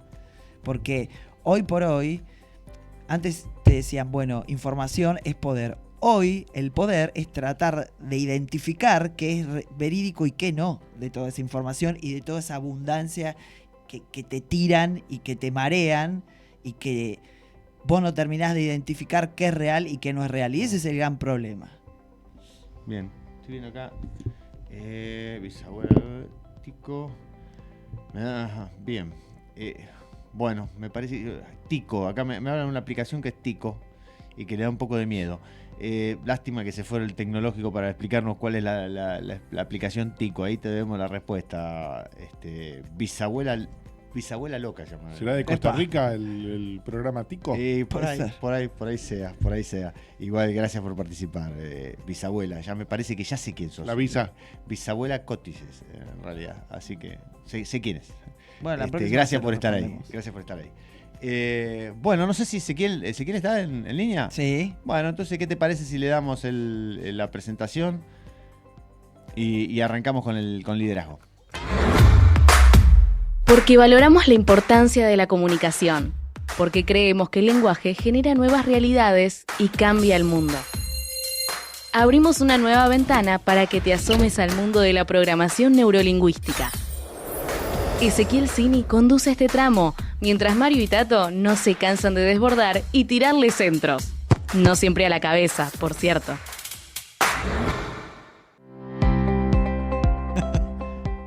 Bueno, Ezequiel, ¿estás ahí? Sí, aquí estamos. ¿Cómo les va? Bien, ¿y vos cómo andás? Muy bien, con muchas ganas de compartir el tema que traigo hoy y también, bueno, abrirlo para que ustedes me compartan ahí cómo lo viven, desde los diferentes aspectos que vamos a encarar el título del tema, que es liderazgo con sentido. Liderazgo con sentido. A ver. ¿Todo junto con sentido o con sentido? No, con espacio, sentido. Okay. Muy bien. No. Sentimiento, digamos. Con sentido, con propósito, podríamos decir. Con camino preciso. Se la patinaba sí, y bueno, tiene mucho de camino preciso. Bien. Así que hoy vamos a estar conversando de liderazgo con sentido, liderazgo con propósito. Embarremos la cancha a Ezequiel Cini, se llama el bloque. No te va a ser fácil hoy seguir, ¿eh? Tato está full. Bueno, yo espero milagros. Sí, tal cual. A veces suceden, Ezequiel. Arrancá nomás ese. Quizás sea el día. Bueno, Vamos. hemos hablado mucho de la motivación en los equipos, la motivación intrínseca, que es aquella interna que nace de nosotros mismos, la extrínseca es decir, la que nosotros estimulamos. Y seguimos trabajando entonces como al liderar equipos en cualquier ámbito, el ámbito público, en el ámbito privado, en el tercer sector, como hemos muchas veces entrevistado, nosotros podemos generar espacios para que sean motivadores, motivacionales y estimular que las personas y los equipos tengan una motivación a lo largo del tiempo, que sea sostenida y que surja de los propios integrantes. Y para esto vamos a tomar un libro que es El poder del sentido de Emily Smith, que es una periodista que se ha especializado, investigado mucho sobre el tema de la motivación y el sentido que le vamos dando a nuestra vida. Y hoy ella les voy a compartir de su libro 4 tópicos, es decir, 4 ideas que nos comparte para mantenernos motivados, alineados y para que como líderes podamos estimular esta motivación intrínseca. Vamos con el primero, ¿sí? Algo que hemos hablado seguramente en algún encuentro tiene que ver con el propósito. Es decir, cuánto propósito, cuánto sentido le damos, podemos percibir de nuestra actividad, aquello que hacemos. Y vemos que esto es clave porque hay gente que tiene actividades que puede pensar que no impactan en la sociedad, en una organización, en el entorno, y todos impactamos de una u otra forma. Ya les pregunto, ¿qué les parece esto? ¿Cómo van percibiendo el impacto de sus actividades, de sus equipos, de la gente que están a su lado? ¿Qué piensan de esto? ¿La gente está conectada con el propósito? ¿La perciben desligada? Te voy a contestar con algo que justo viene a colación con lo que hablábamos ayer en el stand de la Feria del Libro, cuando hablábamos de capacitación en el ámbito público. Vos sabés que tiene, en algún momento saltó en la conversación algo que tiene directa relación con esto, y es este tema de que aquellos que trabajan en el Estado debieran tener, y hacia eso vamos, y algunos lo tienen, este sentimiento de vocación de servicio, digamos, encontrarle sentido a lo que están haciendo, que lo que están haciendo es prestando servicios para el Estado y que no es lo mismo que prestar servicios en una empresa privada. Y esto salía a colación, viene relacionado con lo que vos estás hablando, pero salía a colación por otro tema, y era este tema de la diferencia que hay en algunos casos en el sueldo entre aquellos que hacen la misma labor en el Estado o en la empresa privada. Por supuesto, la empresa privada cobra más que en el Estado, pero lo que se hablaba de este tema de ponerse la camiseta en el Estado, encontrándole sentido a lo que haces, vocación de servicio como principal factor. ¿Tiene que ver con esto? Claro, sí, totalmente. Se hizo hace tiempo un estudio en Estados Unidos en relación a la motivación y el impacto del trabajo. Y se descubrió que en un hospital, una de las personas más motivadas que había eran las personas que se dedicaban a las tareas de limpieza. Entonces pensaron, qué paradójico, porque lo complejo que es, digamos, hacer la limpieza en un hospital, ¿no? Lo que tiene de delicado en relación a contaminación, la propia salud. Pero cuando entrevistaban a estas personas que hacían la limpieza en el hospital, pasaban mucho tiempo charlando con los familiares y con las personas que estaban internadas. Y entonces encontraban un sentido que era mucho más allá del hecho en sí mismo de su trabajo, que tenía una importancia vital, es decir, que esté bien higienizado un espacio de salud, sino que iba mucho más allá de eso, sino era la escucha que podían tener con las personas que estaban enfermas, con las que estaban transitando un problema de salud y con sus familiares. Entonces, fíjate cómo acá no estamos hablando de sueldo, no estamos hablando de un puesto en el organigrama de la organización, sino simplemente qué sentido de trascendencia tenían estas personas al realizar su trabajo y cómo esto las motivaba. Bien, y yo te agrego, ahora lo tengo a Tato acá al lado, como siempre, y lastimosamente, como siempre. Yo sabía Tato, que venía por ahí la cosa. Tato, me imagino, ¿qué sentido tiene que hagas este programa con nosotros? Porque tiene que ver con eso, ¿no? Mirá cómo te está mirando. Está claro. La verdad es que si me lo dejas a criterio y para pensar, sí, es terrible. No le encuentro el sentido. Bien. Bien. ¿Y por qué lo sé?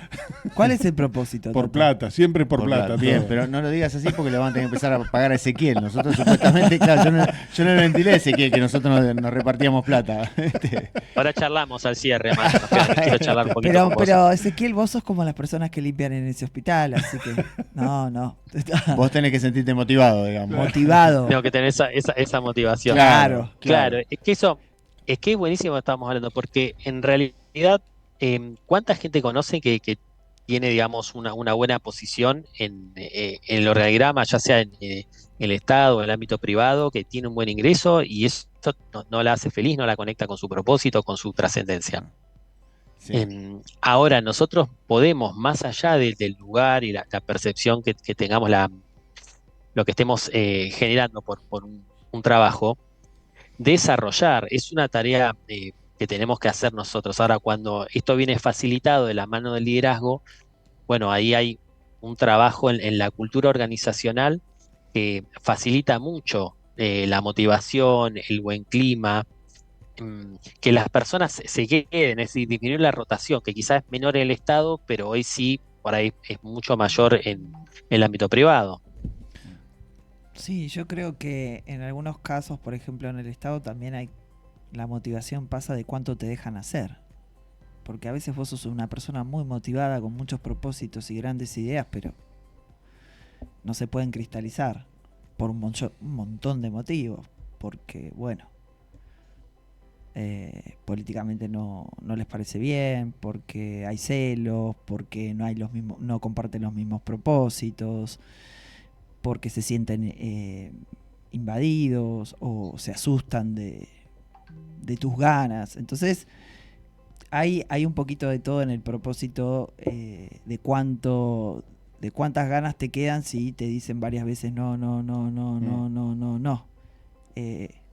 Esto y es tanto en una empresa como en una institución, pero a veces se puede ver más en una institución y en una empresa se aplaude más porque el fin es que cuanto más y mejor, más te lo van a dejar hacer. Es decir, más fácil te va a ser implementar buenas ideas porque es lo que busca la cabeza de la empresa, ¿no es cierto? Eso no siempre pasa en el Estado. Bien, y ahí tiene que ver el liderazgo, ¿no? Ese. Sí, digamos, hay veces que nos vemos frente a la necesidad de cambiar de entorno. Es decir, cuando también hay determinados a veces equipos, lugares, posiciones que también pueden quedar limitados para la trascendencia que estoy buscando. Bien. Es decir, de todas formas, puedo decir, siempre puedo tener la oportunidad de trascender, de tener propósito, de tener esto que decían, un servicio a la otra persona en el ámbito público o privado, más allá de lo que haga. ¿Sí? Sea de una tarea de logística, de limpieza, de liderazgo, siempre tengo esa posibilidad. Ahora, en esto que aparece como de, bueno, si yo traigo propuestas, si hago este proyecto, bueno, evidentemente estoy queriendo trascender en un espacio que no está preparado. Entonces ahí también nos vemos frente a la posibilidad de cambiar de entorno. Y esto vemos que ha pasado en el ámbito desde el servicio. Hablamos en el momento del caso del padre Pedro Peca, como hizo ese desarrollo en Madagascar, muy lejos de la Argentina, siendo un cura argentino. Está el caso de la persona, como es el dueño, no recuerdo ahora, el creador de WhatsApp, que ha querido también trabajar en empresas tecnológicas y no lo tomaba, hasta que dijo, bueno, creo mi propia empresa y creo WhatsApp. Entonces, es decir, también cuando no estamos pudiendo trascender en un lugar, quizás es el momento para cambiar, a veces de equipo o a veces inclusive de organización o de ámbito. Bien, te tiro un caso de hoy concreto. Un amigo mío está viendo, evaluando, pero ya está en el 90% ya tomada la decisión. Va a dejar el ámbito de trabajo que tenía de hace mucho tiempo, estatal, por cierto, para dedicarse a lo que le gusta. ¿Y qué es lo que le gusta? La fotografía. Wow. Y va a hacer fotografía. Es cierto que él ya empezó a hacer, es fotógrafo profesional, pero no digo el nombre porque no sé si él quiere que lo cuenten, pero él va a ir por ese lado porque eso es lo que le viene gustando de hace mucho. Por supuesto tiene familia, así que es una decisión importante la que va a tomar, pero si se le dan una serie de cosas, él ya tiene una decisión tomada. Y esto va en directa relación a lo que estás hablando, porque en la mente de alguien que se aferra mucho a las cosas, no suele ser una decisión que esté dentro del espectro de las que tome. Ujú. Bueno, gracias, Mario. Entonces, por ejemplo, vas a ver cómo tiene que ver con los 4 puntos que traemos hoy de esta autora en relación a mantenernos con una motivación. Vamos entonces, primero propósito. Seguramente la conté, pero bueno, el público se renueva y vuelvo a contar de Sí, esta señor. famosa visita que en la década del 60, en plena carrera espacial, hace el presidente Kennedy a la NASA. Y entonces se presenta un empleado con él y dice, ¿usted qué se dedica? Y yo trabajo para que el hombre llegue a la luna. Y entonces fue tan general que le preguntó al que le hacía la recorrida, ¿y este señor quién es? Dice, es el conserje que hace la limpieza. Entonces, como para chequear el grado de compromiso y motivación que teníamos. Y esto literalmente, digo, esta persona entendió todo y así es como deberíamos trabajar en una organización. Es decir, todos alineados bajo un mismo objetivo general, más allá de los objetivos que podamos tener en cada posición. Entonces decimos, poder tener claro cuáles son nuestros propósitos. Va a haber propósitos organizacionales, propósitos personales, tenerlos claros y alineados. Segundo, vamos con la trascendencia, que tiene que ver en qué es más allá de mí. Es decir, cuál va a ser, podemos llamarlo legado, qué va a quedar cuando yo no esté. Y pensaba en tu amigo. Digo, seguramente, si tu amigo puede ser que tenga hijos o no, pues, seguramente tiene obviamente un entorno, amigos como vos. Entonces, nos queda esto. ¿Cómo se tiró a la pileta? ¿Cómo se desafió? ¿Se jugó por lo que le gustaba, su pasión? Es decir, ¿qué va más allá de lo que nosotros hacemos? ¿Sí? El mensaje, la obra, que va a ir más allá nuestro. Y esto es importante porque en el caso de estas personas que limpiaban en el hospital, en el caso de la persona que también trabajaba en la NASA, estaban seguros de que estaban alineados con un propósito de que eso iba a trascender más allá del trabajo de ellos mismos. ¿Qué les parece, qué les pasa en relación a la trascendencia? A ver, personalmente, bueno, es un buen punto eso. Yo trato de laburar en ese sentido. Digamos, hago un montón de cosas, entre ellos este programa, que está claro que no lo hago de manera por lucro, pero me parece que apuesto a eso, apuesto a que haya una trascendencia en dejar algo, dejar una huella, dejar un pensamiento. ¿Mm? No sé si, Clau, ¿querés decir algo de eso? Trascender. Qué tema, ¿no? Bueno, y uno a veces tiene muchas intenciones de trascender y otras veces no, depende. Pero creo que si uno hace las cosas con ganas y las hace a conciencia, ayudando también a los que te rodean, y si te toca ser un líder, dándoles lugar para que ellos puedan también generar sus propósitos, cuando te vayas vas a haber dejado algo en ellos y en la institución también, te lo puedo asegurar porque escucho siempre de tal o cual, se acuerdan cuando las cosas se hacían tan bien con bueno, eso pasa. Sí. Pasa a veces aún cuando no te propongas de hecho querer trascender, pero lo haces sin darte cuenta. Porque lo primero que vos decís es que cuando vos te comprometés o tenés un propósito, lo que luego viene es la trascendencia, porque es una consecuencia. Sí. Voy a robar una frase de Juan Alberto Badía en su momento. Estaba transitando la enfermedad en los últimos tiempos y es muy cortito. Dijo, trascender es más o menos lo que decía Claudia, ¿no? Trascender es seguir viviendo. Y ahí la dejó y no dijo más nada. Y es más o menos para cerrar lo que decía Claudia, eso de si vos dejás algo en los que tenés ahí en tu alrededor, en el laburo, en donde sea que estés, y siguen ellos con esa manera o con ese recuerdo tuyo, eso es trascender, me parece. Así es. Bien. ¿Qué ejemplo tiró Tato, no? Lo trajo a Badía a la mesa. Un tipo que Claro. la verdad que sí tenía sentido lo que hacía, ¿no? O él se lo habían contado perfectamente el sentido. Y vaya que trascendió. Una enorme polenta, un gran propósito y trascendencia por tanta gente que tocó, potenció, acompañó, ayudó, una enorme trascendencia. Ujú.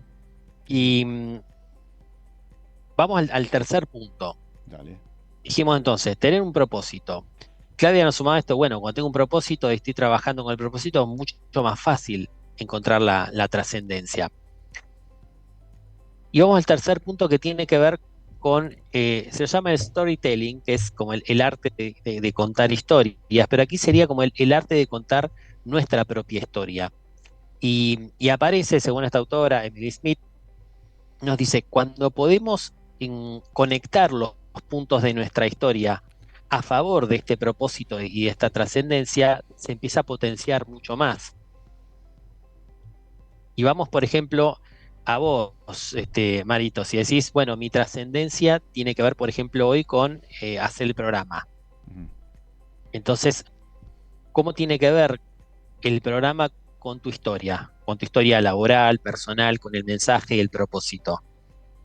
¿Encontrás estos puntos de tu historia que tienen que ver en el objetivo del programa? Muchas veces que buscamos opciones para gestionar de una mejor manera, mostrando que se pueden hacer las cosas de una mejor manera. ¿Cómo encontrás esto con tu historia y el propósito? No, claramente relacionado con mi historia y el propósito.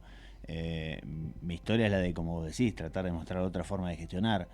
Alguna vez dije que las veces que estuve al frente de oficinas, por ahí, con un rol de liderazgo, por ahí el objetivo mío era mostrar que había otra forma de liderar que no era con el garrote. Y bueno, en ese aspecto creo haber trascendido por alguna que otra devolución que he tenido de gente que después me he encontrado, que ha trabajado conmigo. Y lo de la radio tiene una relación directa con mi historia. Mi historia es tratar de comunicar este mensaje. Ni sabía que algún día iba a estar haciendo un programa de radio, no lo tenía y no te lo cobro en mi esto. GPS, y no te lo voy a cobrar esto. Y no me lo vas a cobrar. Y un día, bueno, mirá cómo las cosas están relacionadas una con la otra. Bueno, el Tato dice así porque en realidad la interna es que esto surgió de más de una charla. Hay una interna. Feroz. Una charla y estábamos sin interna. alcohol. En la no charla. me imagino. Imagínate. Ahora, seguramente que si yo no tenía esto de la trascendencia, del sentido ya impregnado, la charla de Tato hubiera sido como tantas otras charlas de borracho que tenemos. Sin embargo, la charla dio como resultado que hoy estemos en un programa de radio. Mira lo que hace la borrachera, lo que hace el alcohol. Listo. Se juntaron los crímenes. Fue el propósito. Después de estar separados no sé cuánto tiempo, por estar borrachos en un granero, volvieron a tocar. Así que imagínate. Exactamente. Si ¿Por qué no podíamos Tato y nosotros hacer Mario? radio, claro. ¿Responde esto a tu pregunta? Sí. Y seguramente si empezamos a buscar, va a aparecer mucho más de tu historia personal que tenga que ver con este propósito, con la trascendencia y con el legado, que en definitiva también tiene que ver con generar más oportunidades, con generar más recursos.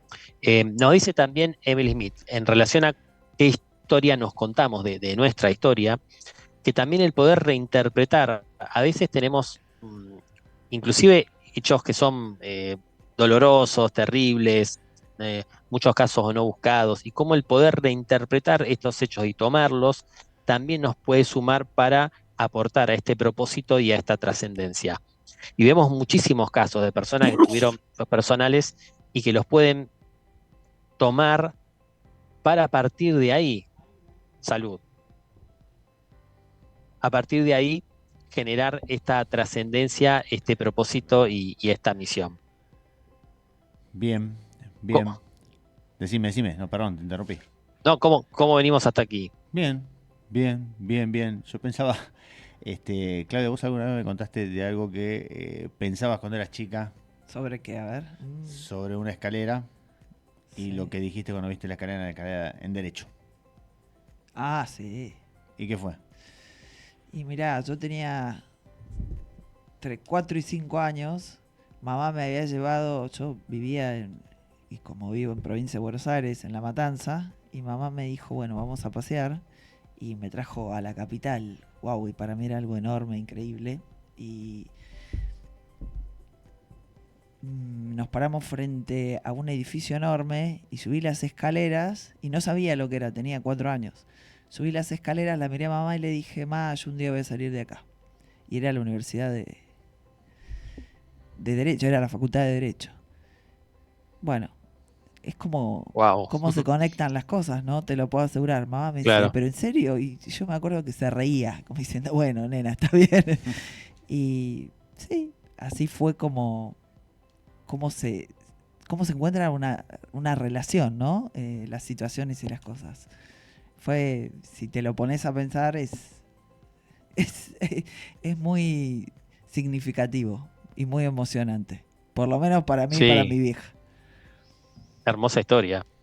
Así es. Bueno, ahí está esto que nos dice Emil Smith de cómo cuando podemos ir hacia atrás y conectar todos estos puntos, algunos más lindos, más emocionantes, como esto que nos cuenta Claudia, a veces no tanto inclusive, eso nos sirve para potenciar y desarrollar la misión, el propósito y la trascendencia. Y vamos entonces al cuarto punto de este liderazgo con sentido y que tiene que ver con la pertenencia, que nos dice Emily Smith que ser parte de una comunidad genera mayor bienestar y sentido. Y hoy esto nos lo avala las neurociencias en relación a la medicina, en cómo impacta las personas. Está en documental, no sé si lo vieron, del de las zonas azules en Netflix. Si no lo vieron, se los recomiendo. Zonas azules. Las zonas azules, es decir, son las zonas en el mundo donde la gente no solamente es más longeva, sino que es longeva con felicidad y bienestar, porque no se trata solamente de vivir más, sino vivir más tiempo y mejor. No lo vi. Y uno de esos anoto. factores, ¿cómo? No lo vi, lo No, anoto. no la vi Lo anoto. aún. Te la dejo de tarea para el fin de semana. Bien. Vos que estás libre, no tenés mucha actividad, Mario, Claro. para que no te aburres. Está bueno. No esto, te aburras, sí, tenés por lo menos encuentro serie. algo que hacer. Y uno de los factores que aparece, que tienen en común las personas que viven, en algunos casos hasta decimos 100 años o inclusive más, con una buena calidad de vida, tiene que ver con el nivel de sociabilidad que tienen estas personas. Es decir, cómo se relacionan no solamente con su familia directa, sino con sus entornos, cómo tienen grupos activos. Y en el libro nos dice, aunque sea, no sé, la Sociedad Nacional de Trompetistas o la Sociedad de Cortadores de Pasto, es decir, mantenernos activos en grupos. Y aparece también esto de, si tenés un problema, ¿cuánta gente tenés que vos llamás por teléfono y te atiende, o mandás un mensaje si queremos estar más actuales y está disponible para vos? Bueno, esto tiene que ver con una sensación de contención, de comunidad. En algunos casos es más directa, no tiene con nuestras familias, amigos. Ahora, en el ámbito profesional, si vos querés hacer un proyecto, o si vos querés hacer como tu amigo, quiero hacer un nuevo, un cambio laboral. Bueno, ¿cuánta gente tengo disponible que yo la llamo, la convoco y está ahí? ¿Qué les parece este último punto de la pertenencia, el crear grupos? Y a mí me parece crucial. Me parece que está... Vos sos un creador serial de grupos, Mario. Esa es mi idea. Ahí sí. se está mirando a los ojos con Tato. No quiero interrumpir porque es una situación donde se miran con un cariño. Pero es así, digamos. Formamos equipos de radio, formamos equipos de Asalra, formamos equipos en el laburo, políticamente, estamos continuamente tratando de formar equipos. Alguno de esos equipos va a servir. Claro. En alguno va a resultar. En alguno va a resultar. Vamos. Claro. Mientras tanto vamos disfrutando el camino. Pero es cierto. Mirá que no sé si va a ser tan longevo como los 100, 100 y pico. A los 90 pienso llegar. Bueno. 95. 95 es el objetivo. Ah, no, 90. Estaba sumando más. 95. 95. Bueno. Sí. ¿Licencia 95. de conducir, todo? ¿Eh? ¿Licencia de conducir? No, tanto no sé, pero espero que me lleve un Uber, por lo menos 95. Con tener mis esfínteres para que el Uber me lleve. Claro. Puede ser que sea volador el Uber. Capaz que sí. Autos voladores. En el 2000 hablaban de autos voladores. Y bueno. Estamos lejos. Pero respondiendo a tu pregunta, sí, creo que Sí. el sentido de pertenencia te sirve para todos los propósitos. Sí. Bueno, ahí tenemos entonces el ámbito profesional. Hablamos en algunos encuentros posteriores en el trabajo en equipo y cómo también estimular que en las empresas antes estaban, ¿se acuerdan cómo era la distribución inclusive del mobiliario en una oficina? Teníamos las oficinas o cerradas o cada uno en su escritorio. Hoy eso de a poco va cambiando. Es decir, tenemos o mesas redondas o espacios de trabajo. Bueno, como líderes, ¿cuánto estamos estimulando que el grupo se junte, se reúna, ya sea a cenar, a tomar algo, a ir a almorzar juntos? ¿Cuánto proponemos encuentros aparte? ¿Cuánto estamos perteneciendo? Esto mismo que vos decías, creación de Azalra, el programa de radio y otros encuentros que no sé, no hace falta que nos cuentes ahora, pero en general, tanta creación de grupos de encuentros. Bueno, ¿cuánto estamos estimulando esto? Bueno, yo trato de estimularlo todo el tiempo, o la parte del tiempo que me parezca adecuada, que es casi todo. Pero creo que vos lo decís en el sentido de liderar un grupo, además. Exacto, ahí tenemos los dos aspectos, ¿no? Desde el autoliderazgo y del liderazgo, ¿no? Desde el autoliderazgo, bueno, y en mi desarrollo personal y profesional, ¿a cuántos grupos estoy perteneciendo? Pueden ser profesionales, en este caso, por ejemplo, como vos bien creaste y planteaste el de Azalra, o también grupos personales. Tengo un hobby. Bueno, a eso iba. Por ejemplo, vos sabés que te voy a dar ejemplos. Yo tengo, por ejemplo, 3 grupos distintos de gente para comer. Así. Porque son amigos. Tiene un hobby. Es caníbal, es caníbal. Es caníbal, es caníbal. Tiene un grupo de gente para comer. A ver, hoy con quién voy. Para comerme. Yo caníbal, claro. No, pero para que no le falte, tiene 3 claro, grupos. Claro. Pero está muy presente esto en mi vida que estoy diciendo. Yo le digo a mi esposa, hoy como con los chicos de los viernes. Y ya sabe que son los chicos de los viernes. ¿Cuáles son los chicos de los viernes? Hoy como con los chicos del Senado. Ya sabe quiénes son los del Senado. Hoy como con los de Banfield. Ya sabe cuáles son los de Banfield. Con Vanina, ¿cuándo? No. Eso para comer con Vanina. Ese es otro grupo que formé que se llamó Matrimonio. ¿Qué calentamos? Claro. Pero sí. Entonces, ya tenemos la solución. Si nos falta grupo, lo llamamos a Mario y nos sumamos a alguno de los grupos. Siempre va a haber algo. Algún grupo para lo que vos necesitas. Sí. Algún día de la semana hay un grupo. Pero para comer seguro. Bien, entonces ahí tenemos en este cuarto punto que tiene que ver con la pertenencia, es decir, cuánto nosotros mismos, desde nuestro autoliderazgo, estamos perteneciendo a grupos personales, así el de cena lunes, cena viernes, a lo Mario, o grupo de saxofonistas podría ser, ¿o no? También. Sí, claro. Bueno, hay un grupo que es el ensamble, que es el que hacemos todos los lunes, cada vez que nos juntamos, un guitarrista, un saxofonista, un teclado, y el grupo está. Pero ese no lo gestioné yo, digamos, ahí me sumé a un grupo, pero a nosotros nos sirve, porque mirá cómo son las cosas. Cada uno de los músicos además tiene una profesión de la que vive, que no vive de músico, y bueno, eso hace que por ahí cuando necesitamos trabajo de uno, hoy me está haciendo un trabajo de electricidad el bajista de la banda. O sea, mirá qué importante fue tener un grupo, no gestionado por mí, pero al que me sumé. Bueno, ves la importancia entonces de esta retroalimentación de todos los grupos. Vas bien, Mario, estás para los 95 tranquilo. Bien. Así.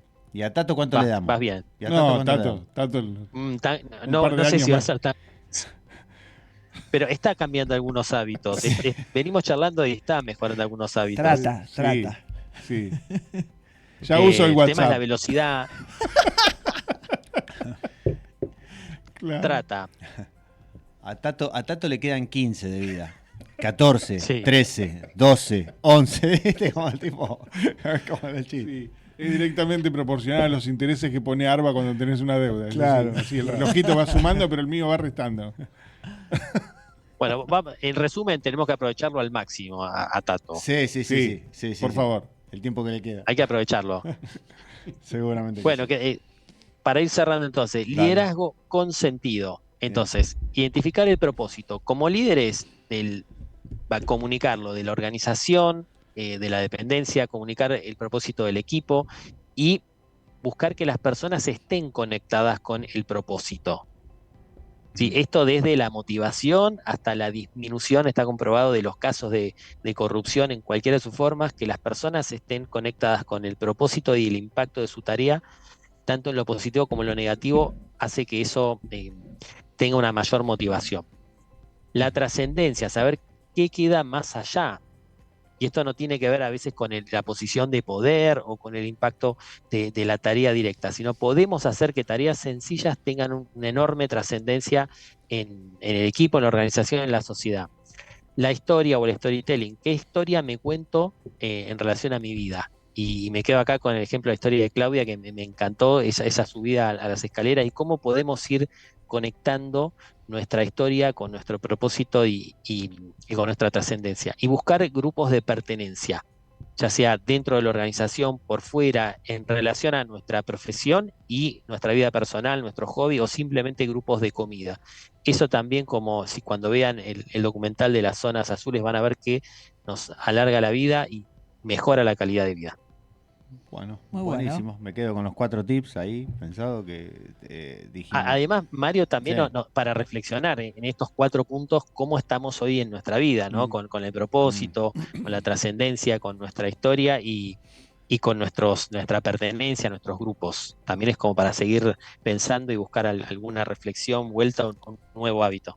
Me quedo con eso, me quedo pensando. Sí, está Propósito, muy bueno. trascendencia, historia y grupo de pertenencia. Propósito, trascendencia, historia y Está grupo de tratando de pertenencia. memorizarlo. Sí. Ezequiel. Sí. Pero bueno. Me quedo con las 4. Todo esto entra en la prueba, Mario. Así que, Entonces lo anoto. Anotá, Por favor, anotá sí. porque te vas Por a tu acordar bien. de uno solo. Sí, está bueno eso para que te presten atención. Esto es tema de parcial. Va a sí. recordar solo la parte de los amigos para ir a comer. ¿vas a Claro. ver? Es cierto, puede ser. Usala la del parcial, porque después si no lo tomás nadie te va a decir nada tampoco. No, claro. Bueno, Ezequiel, vamos cerrando también el programa. Le digo a Pérez, se lo miro, si quiere ir poniendo la musiquita tenue y nos vamos despidiendo, ¿sí? No sin antes, como hacemos habitualmente, agradecer a Ambiente Radio, agradecer a Fentos, agradecer a Ezequiel Amarillo, alias Pérez, que hace posible que salgamos semana tras semana, agradecerle a quienes miran y escuchan este programa, agradecerle a los que participan mientras estamos haciendo el programa, de verdad.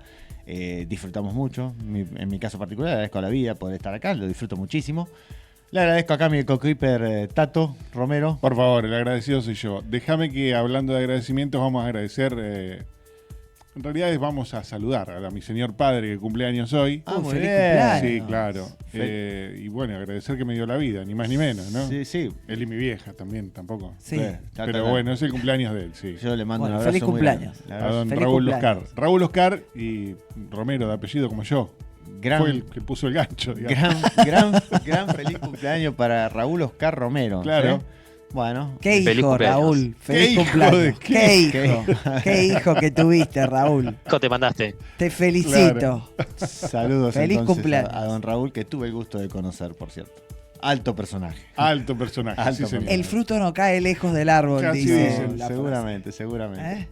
Y bueno, y gracias Claudia que hoy estuviste acá con nosotros. Te quedaste Pero hasta por el favor, final. es un gusto. Buenísimo. La verdad la paso muy bien junto a todos. Sin nada más, nos vemos entonces la semana que viene, como siempre decimos. Los esperamos a todos ahí. Gracias por estar. Chau. Chau, chau. Chau, ese.